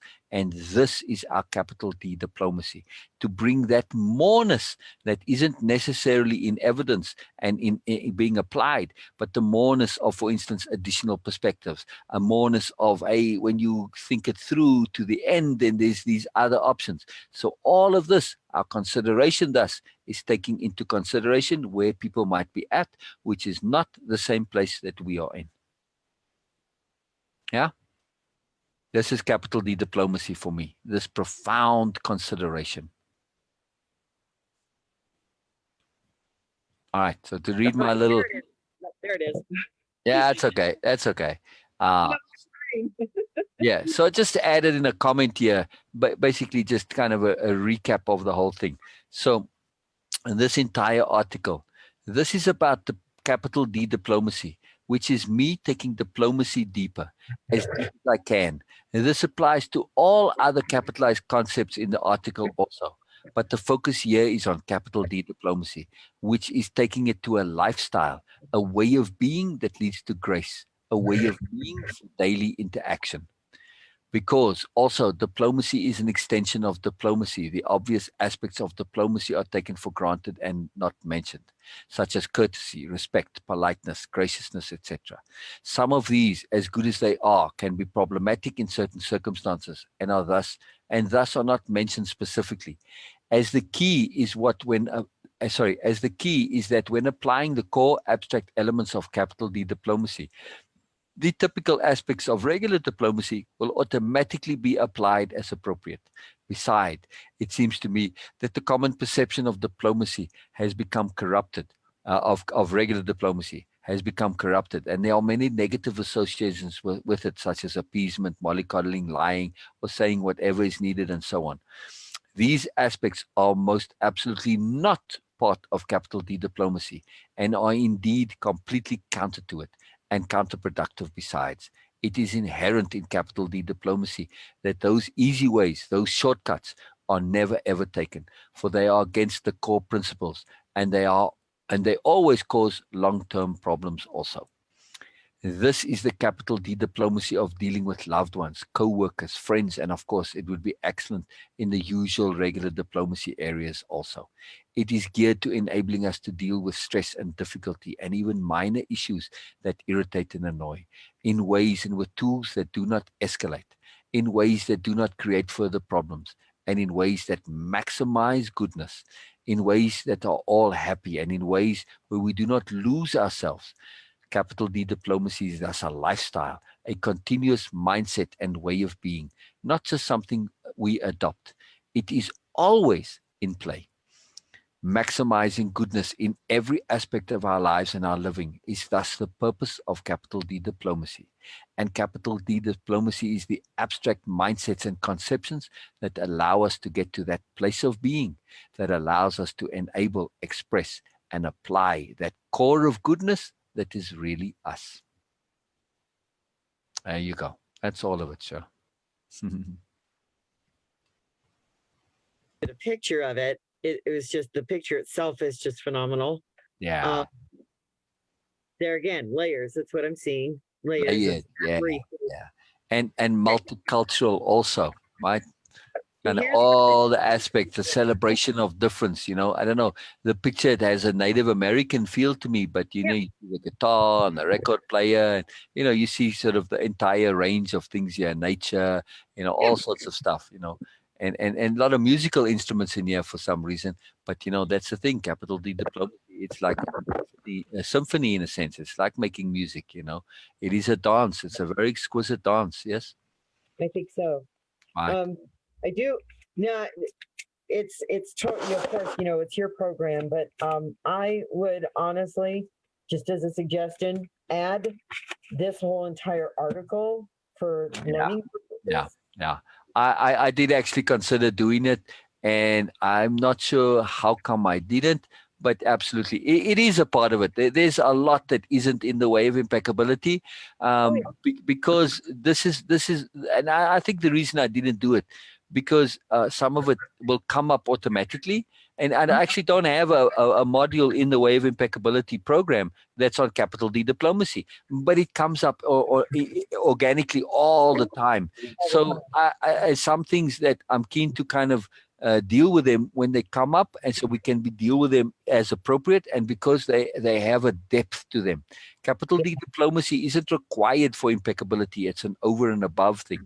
It adds significantly, yes, but it's not the core necessities. So some of the other things are. So that's why I did it, because otherwise that might also make the program too huge, you see.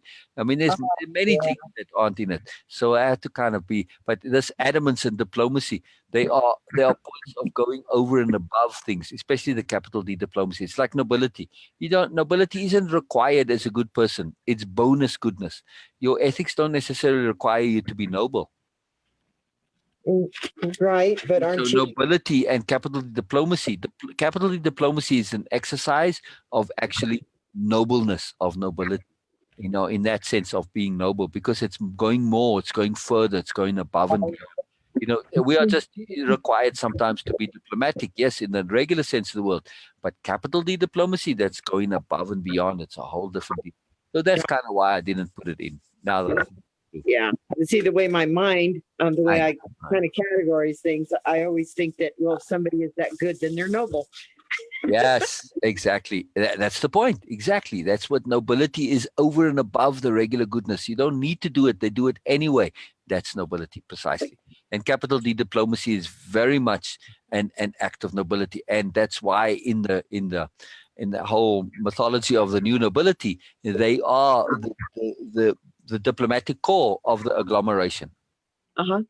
because they have this and they're so profound, and they're so committed to impeccability and integrity, and they have trust. Everybody trusts them. They're a neutral party. They don't have an agenda other than learning and growing in awareness. So they don't care what your petty stuff is. They're looking at big picture. So as diplomats, regular diplomats, they are really profound diplomats. So on Sunday we actually the third chapter. The first two chapters are kind of standalone stories, but the third chapter of the first book of the Biella series, it's called The New Nobles. But the third chapter is very specifically about this and the diplomacy and how the agglomeration, the term came about, and how they were diplomatic in helping it to be accepted as a term. It's a very cool story, but also it kind of gives this logic of how they come to be the sort of one of their functions. They do a lot of things, but part of your service of being a new noble as of the corporation, you get hired by the agglomeration to be the diplomats. They have their own when they can't hire the new, but it's part of their business is to rent out their services as diplomats, as negotiators, as arbiters, and so on. So yeah, the New Nobility Corporation is quite the big deal. Yeah. Hold on, I gotta hang up. I just really cannot thank you enough for going over this with me today. It's my pleasure. Truly my pleasure. Absolutely my pleasure. All right. So on that point, what a magnificent place to stop. And we'll pick this up again, it will go over it again. And when I go over it again with Bina, if the time allows, we'll connect with you again, because stuff like this, we can always go over again and again, right? Oh, yes, absolutely. Because you do feel something different each time. Always. And it entrenches it in terms of the repetition too, and different perspectives. So it's really profound. Yeah. Very powerful. Yes, all right. Very cool. I got to go eat something. All right. You go eat. That was such fun, sure. Truly. I just love it. It's just awesome. So yeah. All right. Talk to you again. Until next time. Yeah. Bye-bye.